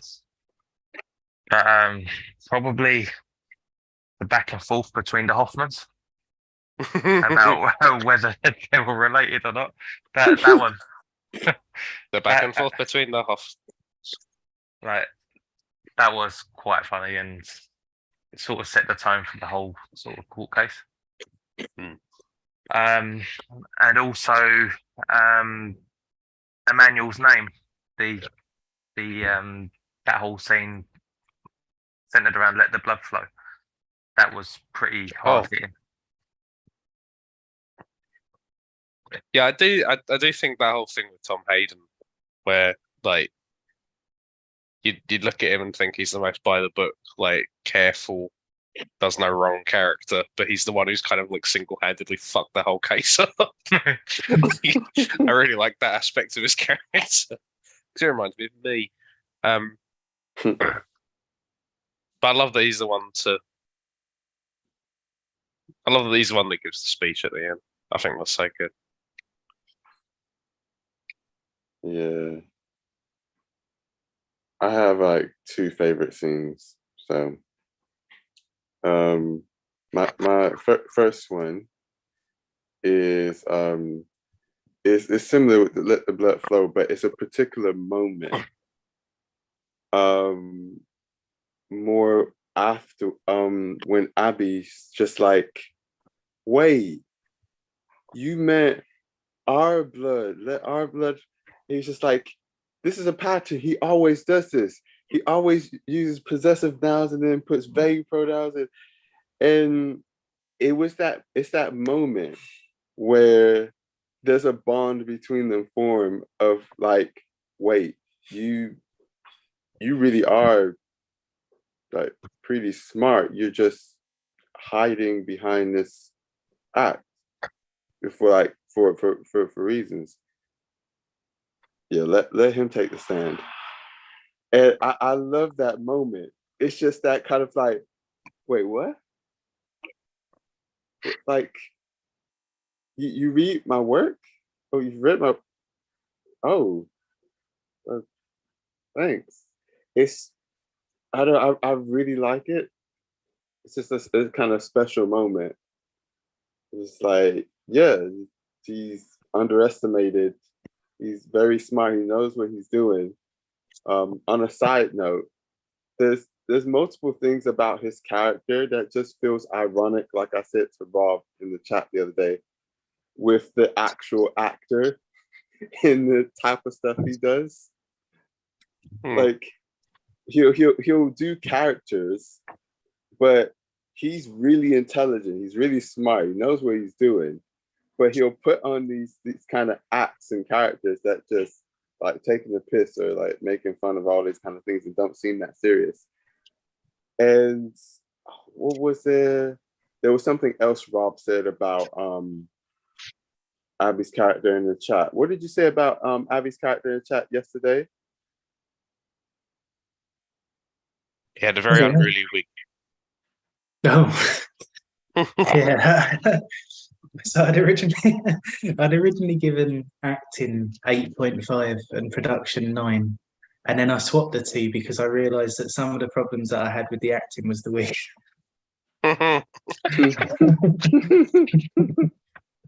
Oh man, can't But remember like, I do agree with that moment though, because that's like kind of the rivalry. That's the culmination of their rivalry, because they've just been at each other's throats like pretty much the whole time. And like, I really love that scene where he's like, everything we're trying to strive for is getting fucked up, because when people think of the left, they're gonna think of you. And then he's like, oh, you care about winning elections. That's your problem. And he's like, if we don't win elections, it doesn't matter what else we think about. Like, we need to win the elections to get any of it. And he's like, and then Abby's going like, well, if I don't make this look attractive and I don't make this look like, you know, if I don't bring people in, then you ain't got anyone to vote for you anyway. And it's like Hayden letting Abby take the stand then is like, we need to kind of work together, and we're on the same side. We just need to kind of reconcile what we're doing. when he took the stand, that was funny. But yeah, I'm Jewish. It was just a lot of the stuff he was saying. I'm just picturing that. He's like, yeah, I'm Jewish. And I just like, But and well, just a bit of the Jesus quote as well. He's like, you can take anything out of context and make it into anything. Because like, if you take this bit out of context, it sounds like Jesus is saying kids should kill their parents until you listen to this bit and this bit. And like, I think he like knows exactly what Tom Hayden meant to say, but that's not going to hold up in a court of law. So he kind of like just stops. And he's just like, yeah. And instead of answering it straight, he does like the undercover police were doing, or the police lady, even though she looked like she wanted to answer just straight and honestly. Obviously, she was directed to word it in a way that just focuses on what happened rather than, oh yeah, they didn't want to incite. No, the protesters attacked. But and adding to that, I know I said it in the chat before, but I just found it funny how like Sasha was just like, yeah, I'm not confident in this accent. I'm guessing he didn't get proper vocal training or vocal training for it either. And director's just like, don't worry, it's not impersonation, it's just an interpretation. That's not helpful. I still need to sound good, even if it's not exactly right. I still don't want to sound like I ordered a thing at the bar. What the fuck was that? Exactly, that's his accent that he's doing. His accent was better than what you just did. Yeah. Oh, really? You said you Well, just made him sound only- like Only you made him Marge. sound Puerto Rican. Who? I did not hear Puerto Rico there. Who's Oh, Puerto man. Rico? That's a place. Oh. What the place is a bit under dispute, to be fair. Depends who you ask whether it's part of America or not. I gotta say, like, I don't. Sorry, I've just put the accent thing up a little bit because I feel like it was sort of consistently weird. Well, it's And like there was only one bit where I went, I don't think you should have delivered it like that. But it's a Minnesota accent, right? Boston. But it's I not think. a standard Minnesota accent. It's meant to be, which is also what made it Really? harder. It's a Minnesota accent that grew up in California or Chicago. No, I think Minnesota accent that grew up in California. So it's a mix of the two. You're Yeah, talking no, about to be Abby fair, Hoffman, yeah? Huh? Are you talking about Abby? Yeah. I don't think we were discussing my accent. I'm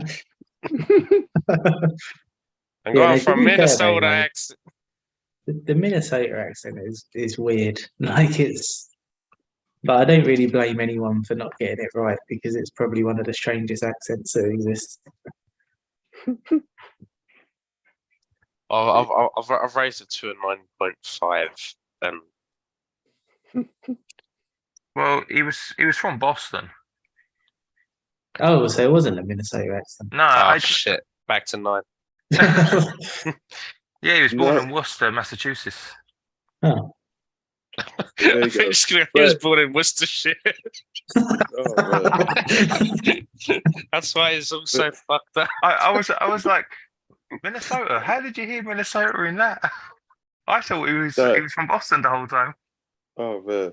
Sorry, Massachusetts. But he grew. Where did he grow up?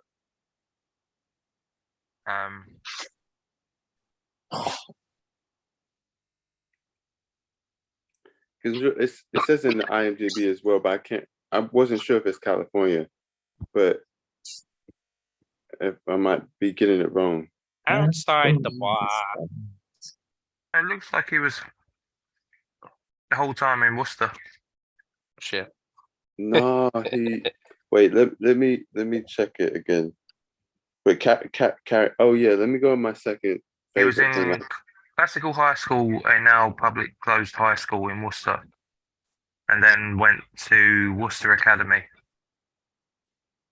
and then nearby Brandy University. Worcester, And Massachusetts. then he enrolled in University of California. Okay, that's when he went to California. Yeah, But in yeah, 1959. But that's what changed his accent. So it wasn't a standard Massachusetts accent, like from that part of America. So it was a bit of a weird mix. But anyway, must admit, I did see a thing about how he was worried about doing an American accent in a film, and I was like, yeah, you don't have to tell us that. I worked it out. You should have just gone in as Ali G, innit? Well, I think that would have been that would have been a giveaway as well. I mean, to be fair, that judge was a hairy dog's cock. We should have Ali G in the house. I haven't watched that since I was about 30.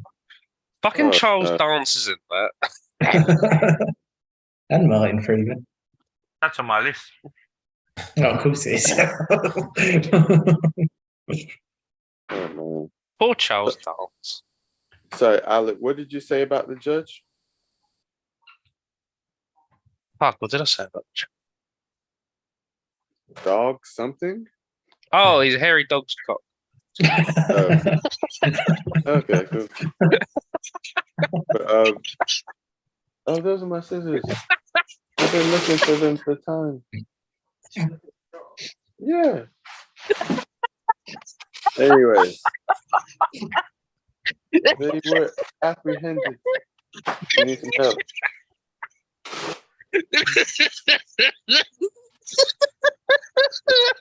So, Sorry, I must have missed something.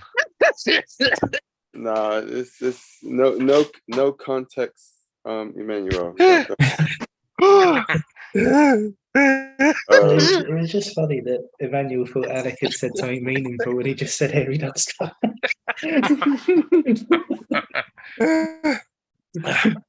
That's always one of my favourite stories. I was in a pub with Eb's granddad, and there was some kids on the table opposite, and they're all quoting Ali G. Yeah. And my mum was like, "Hey, you seen Ali G?" And I went, "Shit off your hairy dog's cock." And they all went, "What?" And my granddad was there. Eb's granddad was looking at me like, "What the fuck have you just done?" I was like, "Shit off your hairy dog's cock. That's from Ali G." But they all went, "What are you talking about?" And I was like, "Fuck's sake." And I took us out of people thinking I just called him a hairy dog's cock for no reason. Oh man. And I didn't know the reference either because I didn't actually like Ali G, so I didn't watch it. Oh god, I'm very You know what? I very haven't warm had right any now. experience of Ali G's Ali G in the house. I don't think I ever watched this show. I love the show probably more than the film. You And I have love to the film. seen the one with washing bags. Oh Oh, yeah, I've that- seen clips of it. I've never seen like an episode. Yeah, but that's not even from an episode. That's just from Red Nose Day. How is it? Yeah. Gosh, I didn't God. I didn't like either. I got it. I just didn't like it. It wasn't I think for me personally. you've got to have a certain type of humor, like Ali G, Bo Select, all that sort of kind of thing. Yeah. Like if you're not into it, then you're not going to find it funny. Yeah. My humor was very much the Quiet Family, to be frankly honest. that was my humor.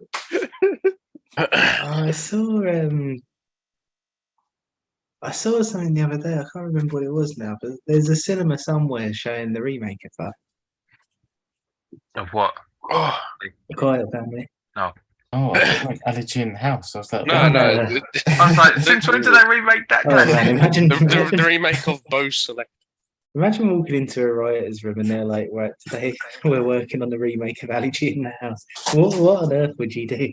that's why there's a strike. That's what's happening. Oh man. When you say the remake, do you mean the Tale of the Katakuras? Yeah, that's it. Yeah. Oh man. I saw a trailer of it somewhere. I can't remember where. Oh my Oh, goodness. maybe it's going on BFI Player actually. The I mean, watch it just for the experience because I'm never Oh yeah, gonna I pick definitely will. I really want to watch it because I really like the director. He's the guy who did Audition and It- Itchy it's the very- Killer. It's very different. That's all I got to say. You thought the Quiet Family was fun. I mean, he goes like it's like the Quiet Family on drugs. It literally I like So it'd be interesting. it'll be interesting. I was just like, what am I watching? Well, look, man, The whole time. it can't be the worst remake that he's ever done because he also did Harakiri. Oh, no, don't get me wrong. It's not a bad remake. It's just on drugs. That's That's it. something. Like Simon. Oh god, I felt that coming as you said Oh it. man. Oh, Like man. Simon. Actually, it's like watching.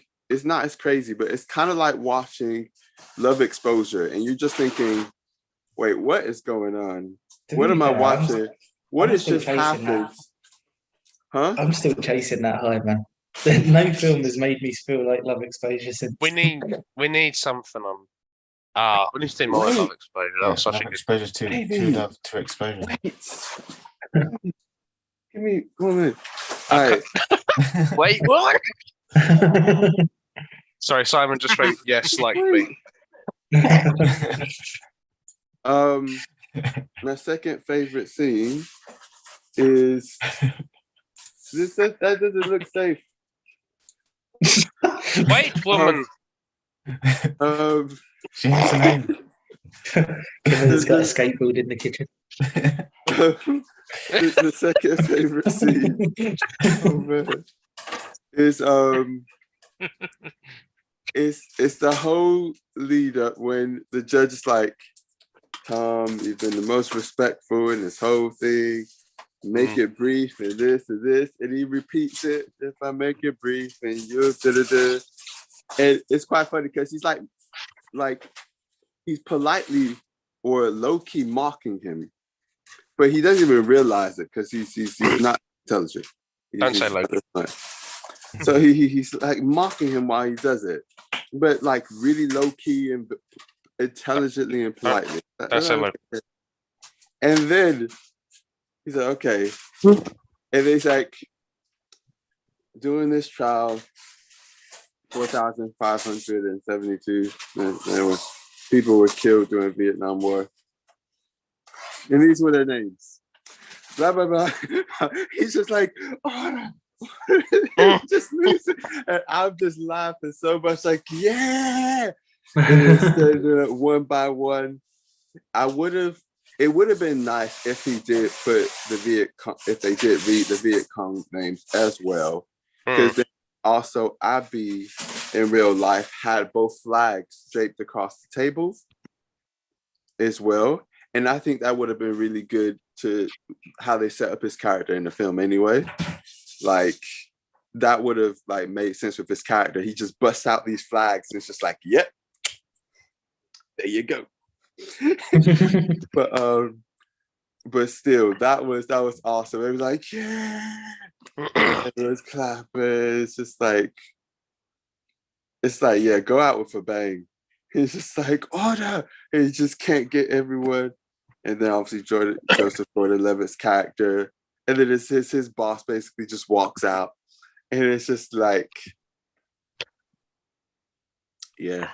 It's one of those ones where I think I can see John watching it. Okay, maybe not watching it.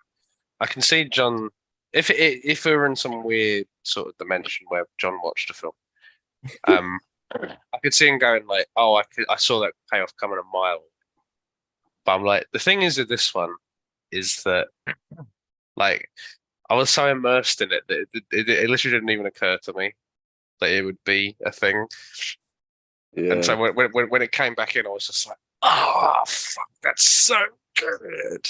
Yeah. Whereas like I don't tend to look for trying to predict the endings to the stuff, but it's just like that's something that is is set up.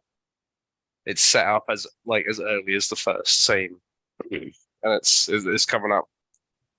Yeah. And you just don't realize when it's coming until it actually shows up. And you're just like, yeah, that's so good. That's so good.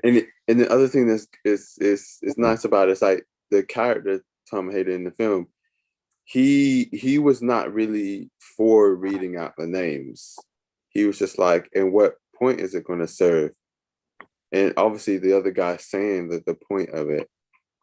And it's gotten to such a point, 150 something days in, and the trial is ending. And it's just like, you know what? This is his big FU. You've put us through all of this nonsense, all this crap, trying to say this is about anything else when you're avoiding the problem. You know what? F you. I'm going to read these names. And it's just such a good kind of like ending. It's great. It's just like what Rennie says. Like, what is this all about? and that's what it's all about. Yeah, We stopping want the to we want to stop this, and it's like with that, yeah, and it's all about oh, this thing isn't about us, and it's like oh no, I wish it wasn't, but it definitely is, and that's kind of the moment where it's kind of like you've now made it so much about us. Mm, And so this is the display where I get to go, hey, no, it's not about us. Fuck you. exactly. It's like the whole war is so messed up. I mean, it's like how it made it even more kind of real how messed up it was, like after we watched Apocalypse Now.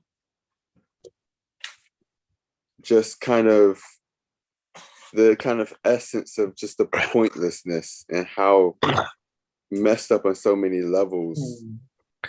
God, That that was so fucking long ago. That that would have been a whole great double bill, you know. I worked at fucking Argos when we watched that.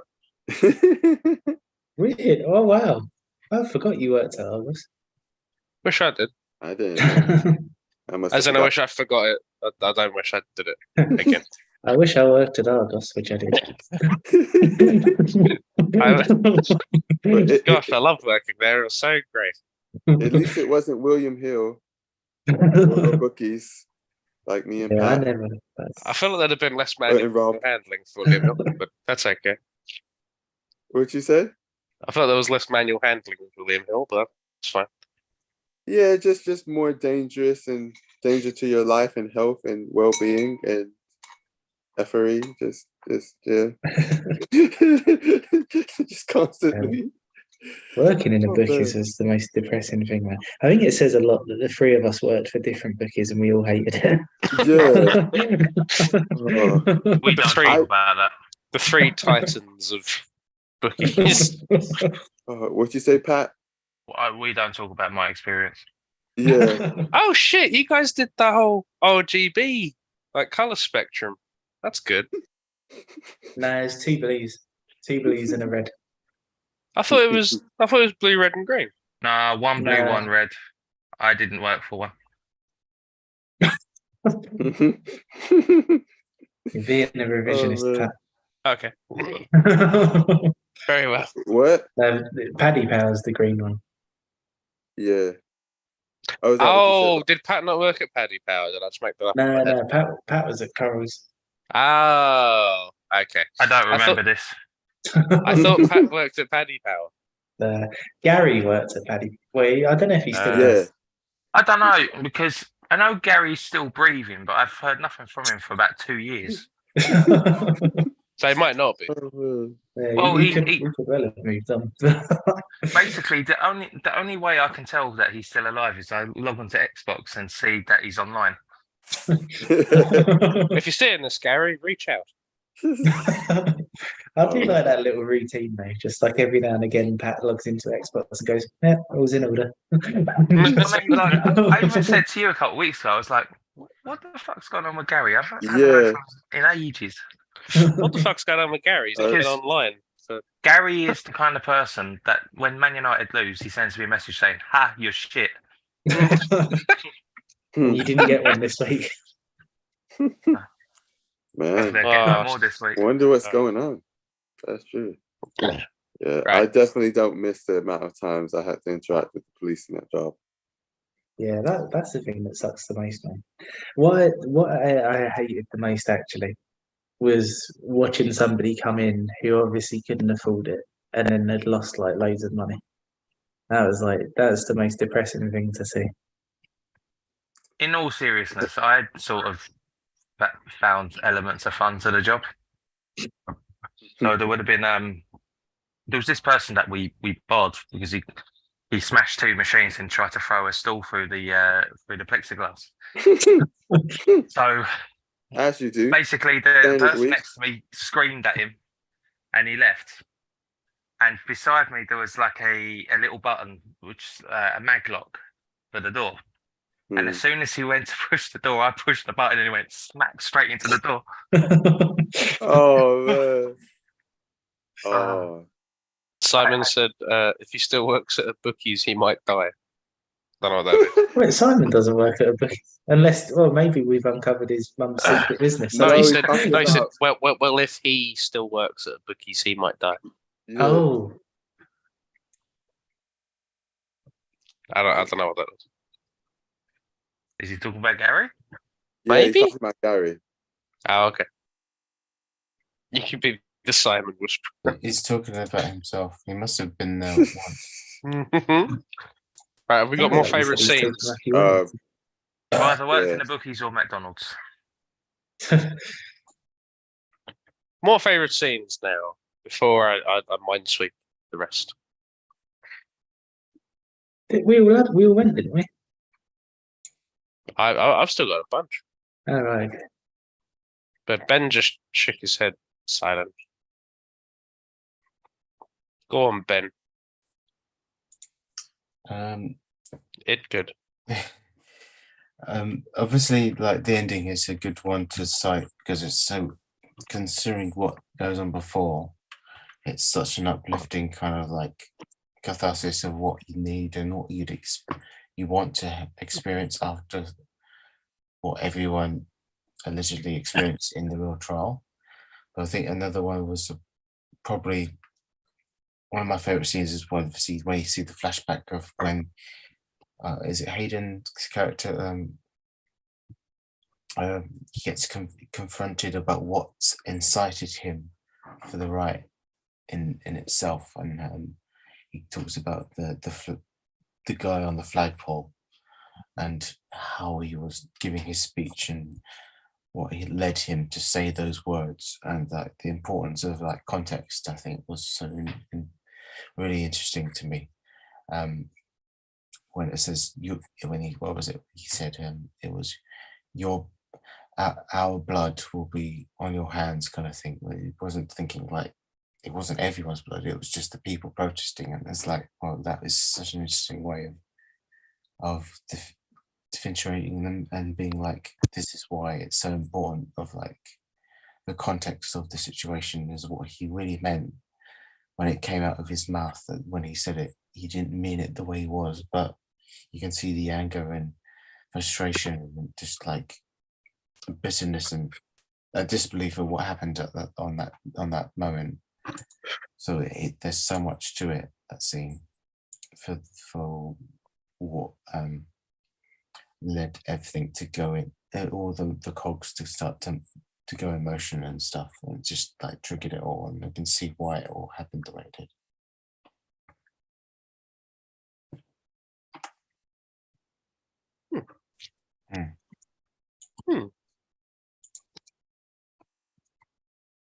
This is the trouble with this one. There's so many fucking good scenes in it. It's hard to isolate. Well, I don't think it's really like it's an interesting one, isn't it? Because I feel like Aaron Sorkin is the kind of writer where his thing is like quotable lines and like that kind of thing. But this is just sort of like one long experience of that. Like there's nothing that particularly stands out. It's just like 2 hours of like relentless. Like, Relentless, amazing. It's just like, well, it's like that letterbox review I sent.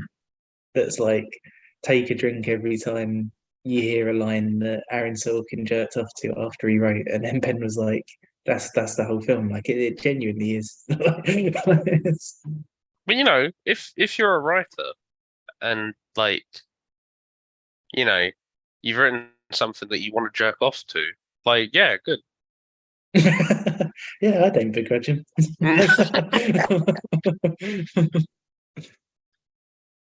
Obviously, that's not the best metric because you know Michael Bay writes things, but like, you know, you should aim for something that gives you an erection. Hi, Emmanuel. Maybe I should go.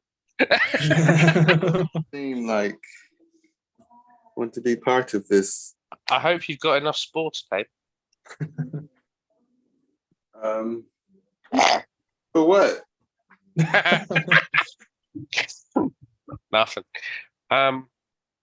Yeah, I did like the whole thing where like they're kind of doing like the mock-up kind of trial about that whole thing, like when Mark Rylance is kind of pretending to be Schultz, and Tom Hayden's going like, "Oh yeah, I'll do my responses," and that like that whole dynamic there, I think is really really cool.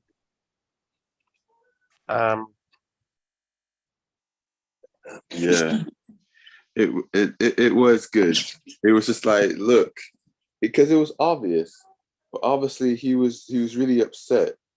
They've been so many days. He's been holding a lot in, and he wants to say a lot of stuff back at this nonsense prosecutors, arguments, and all sorts of things. And he's being told because of a bad slip up, he can't.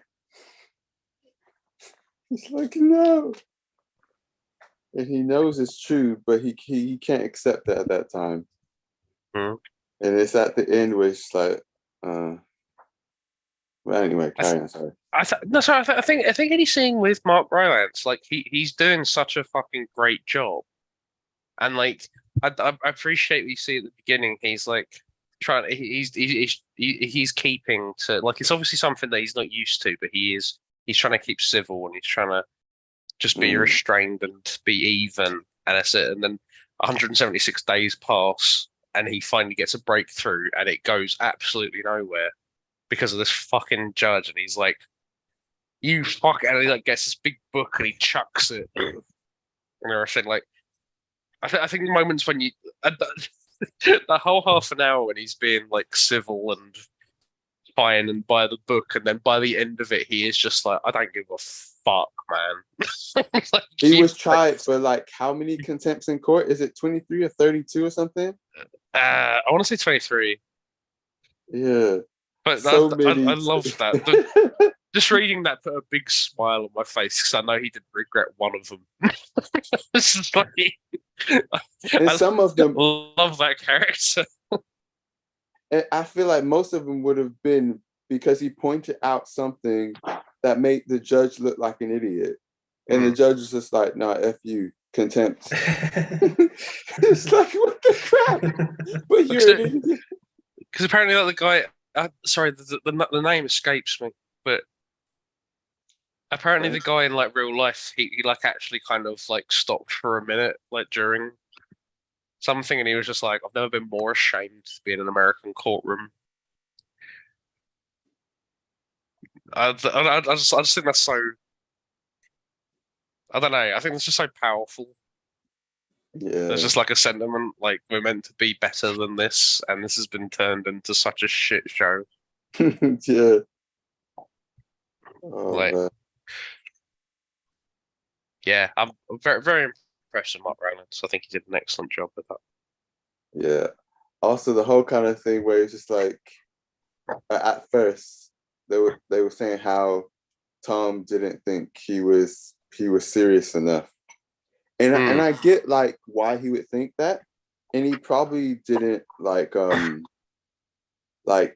properly know his past cases, because he was very good. Like, he knew exactly what he was doing.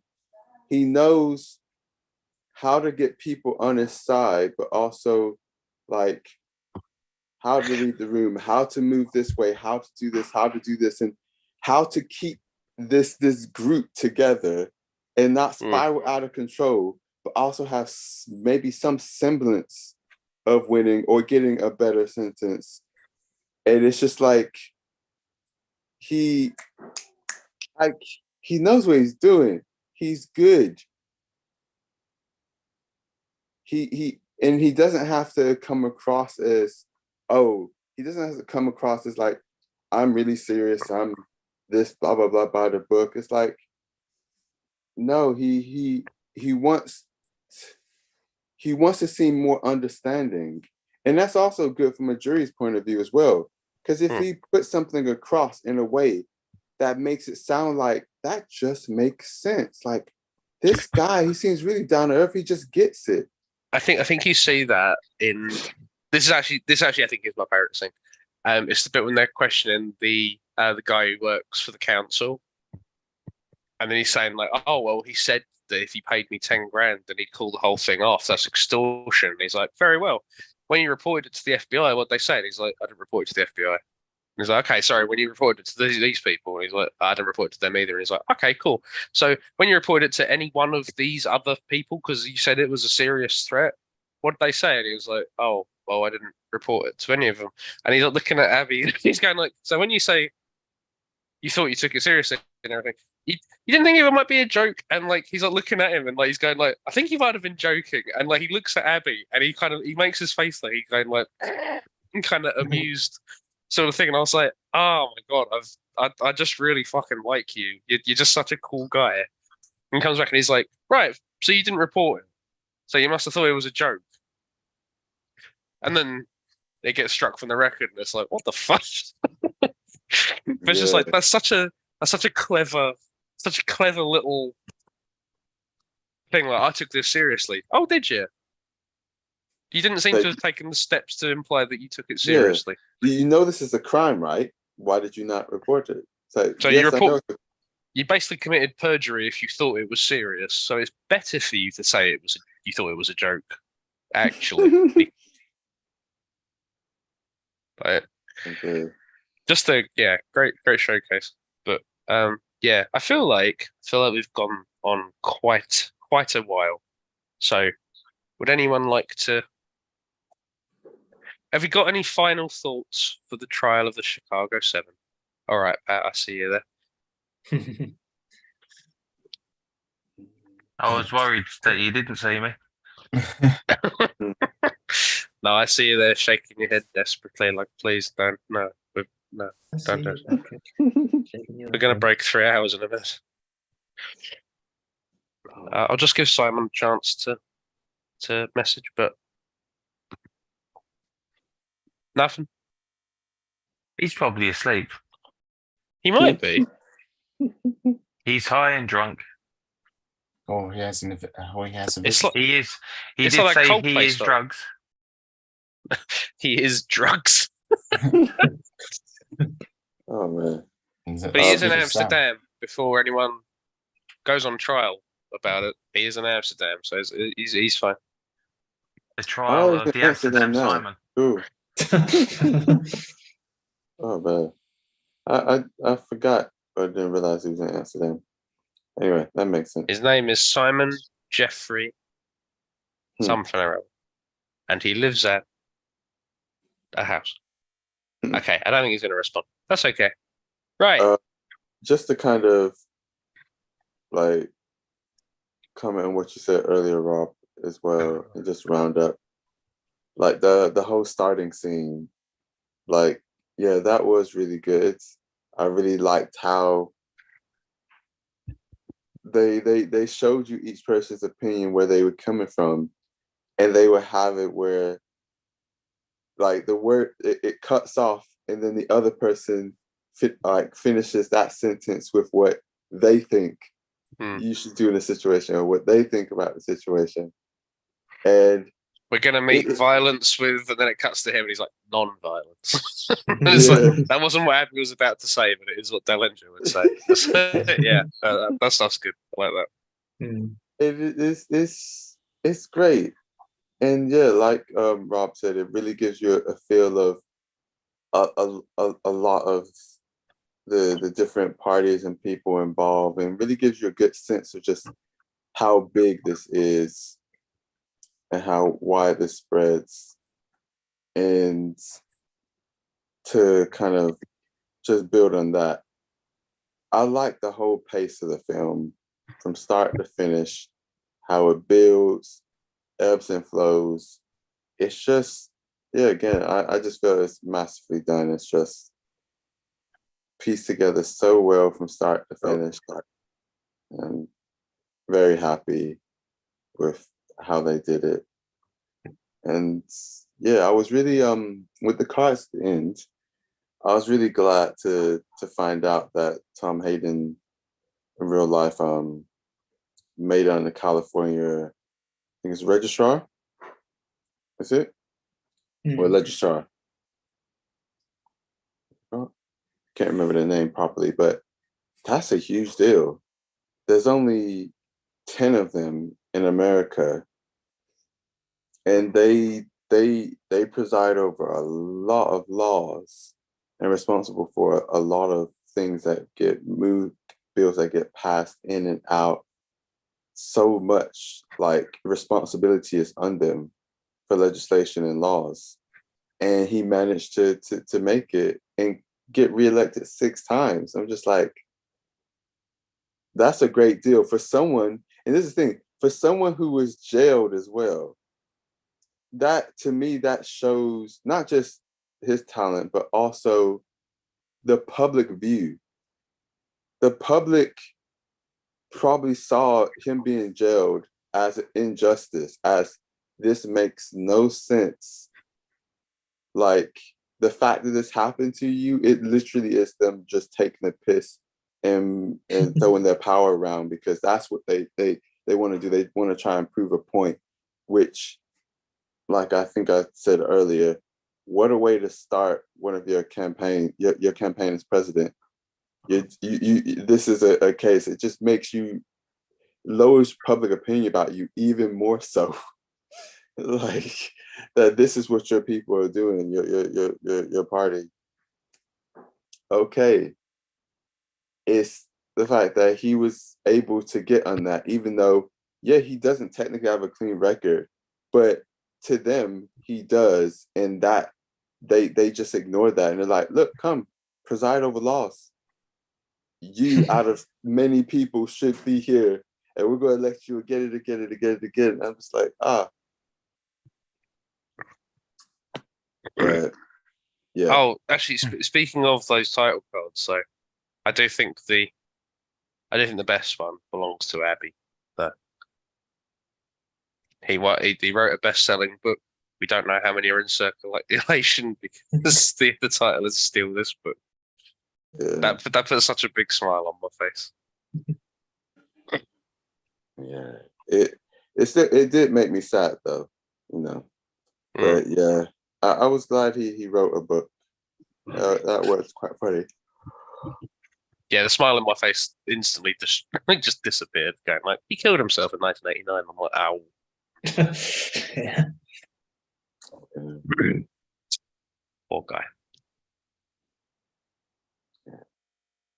Emmanuel, Yes. what's your flim? What is my film? Yeah, what's your flim? You tell me. Oh, this is a novel concept. The Trial of the Chicago 7-2. Try harder. I'm just kidding. Let's go back It's to Morbius. sci-fi. Morbius. Don't. Love. It was Love Exposure 2. What? Oh fuck! The last film he said was Morbius. Oh, no. Oh, I guess no. I guess you got to do it now. If Emmanuel left Film Club and just picked Morbius, what a way to go. Biggest troll ever. I can't believe his connection just ducked out. That's actually hilarious. Oh, yeah, I don't it's ever back. want to watch Morbius again. Right. Talk Okay. about theatrical. What a way to end it. Morbius, click. Click, click, boom. What is the last thing you heard me say? Morbius. Yeah, no, that's not my pick.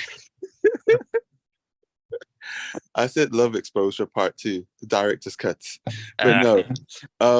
But serious, my pick is Ducks Drive. out again. Let him speak. I thought you were saying I was cutting out. I was like, okay. Is Drive My Car. I knew it. Oh man, we're not winning this round, Alex. Is this like a sequel to Drive? No, this is a fucking brilliant film. Drive you My really Car. like this film? I love this film. Yeah. Oh man, I'm ordering the Blu-ray right now. That's such a good pick. Interesting. Do you know what? It's Earlier on, I was like, I'm gonna guess what your pick is because I've got a feeling it's this, and it was actually this. nice. That's a great guess. Cause yeah, I didn't really like say any much or anything about it. It's like, yeah. Where No, what did it we was watch because it? I looked through your. It's on Mubi if you still got Mubi. No, I didn't. I got rid of it. Yeah, I was It's, having a it's look through your watch list, and I was like, I don't know, something was drawing me to drive my car. Oh, I'm so happy you picked this, man. This is great. thanks, man. It's for rent for 99p on either Amazon Prime or Apple TV. Or Hey, like we Rob said, don't talk about that. free on Mubi. Look, we know you and Wagamama don't agree, but that doesn't mean that no one else can go. Well said. But yeah,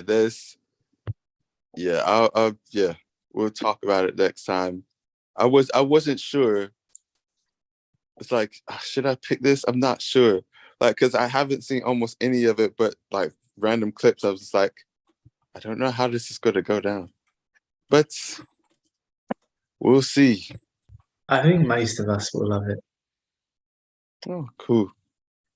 Drive my car. Baby, you can drive my car. That's the name of the song. Is that song in it? No, Oh, I don't think so. If it is, cool. I don't think it is. It's not that type of film. But cool. But yeah. Good night, y'all. Good night. Good. See Well, you guys in a bit.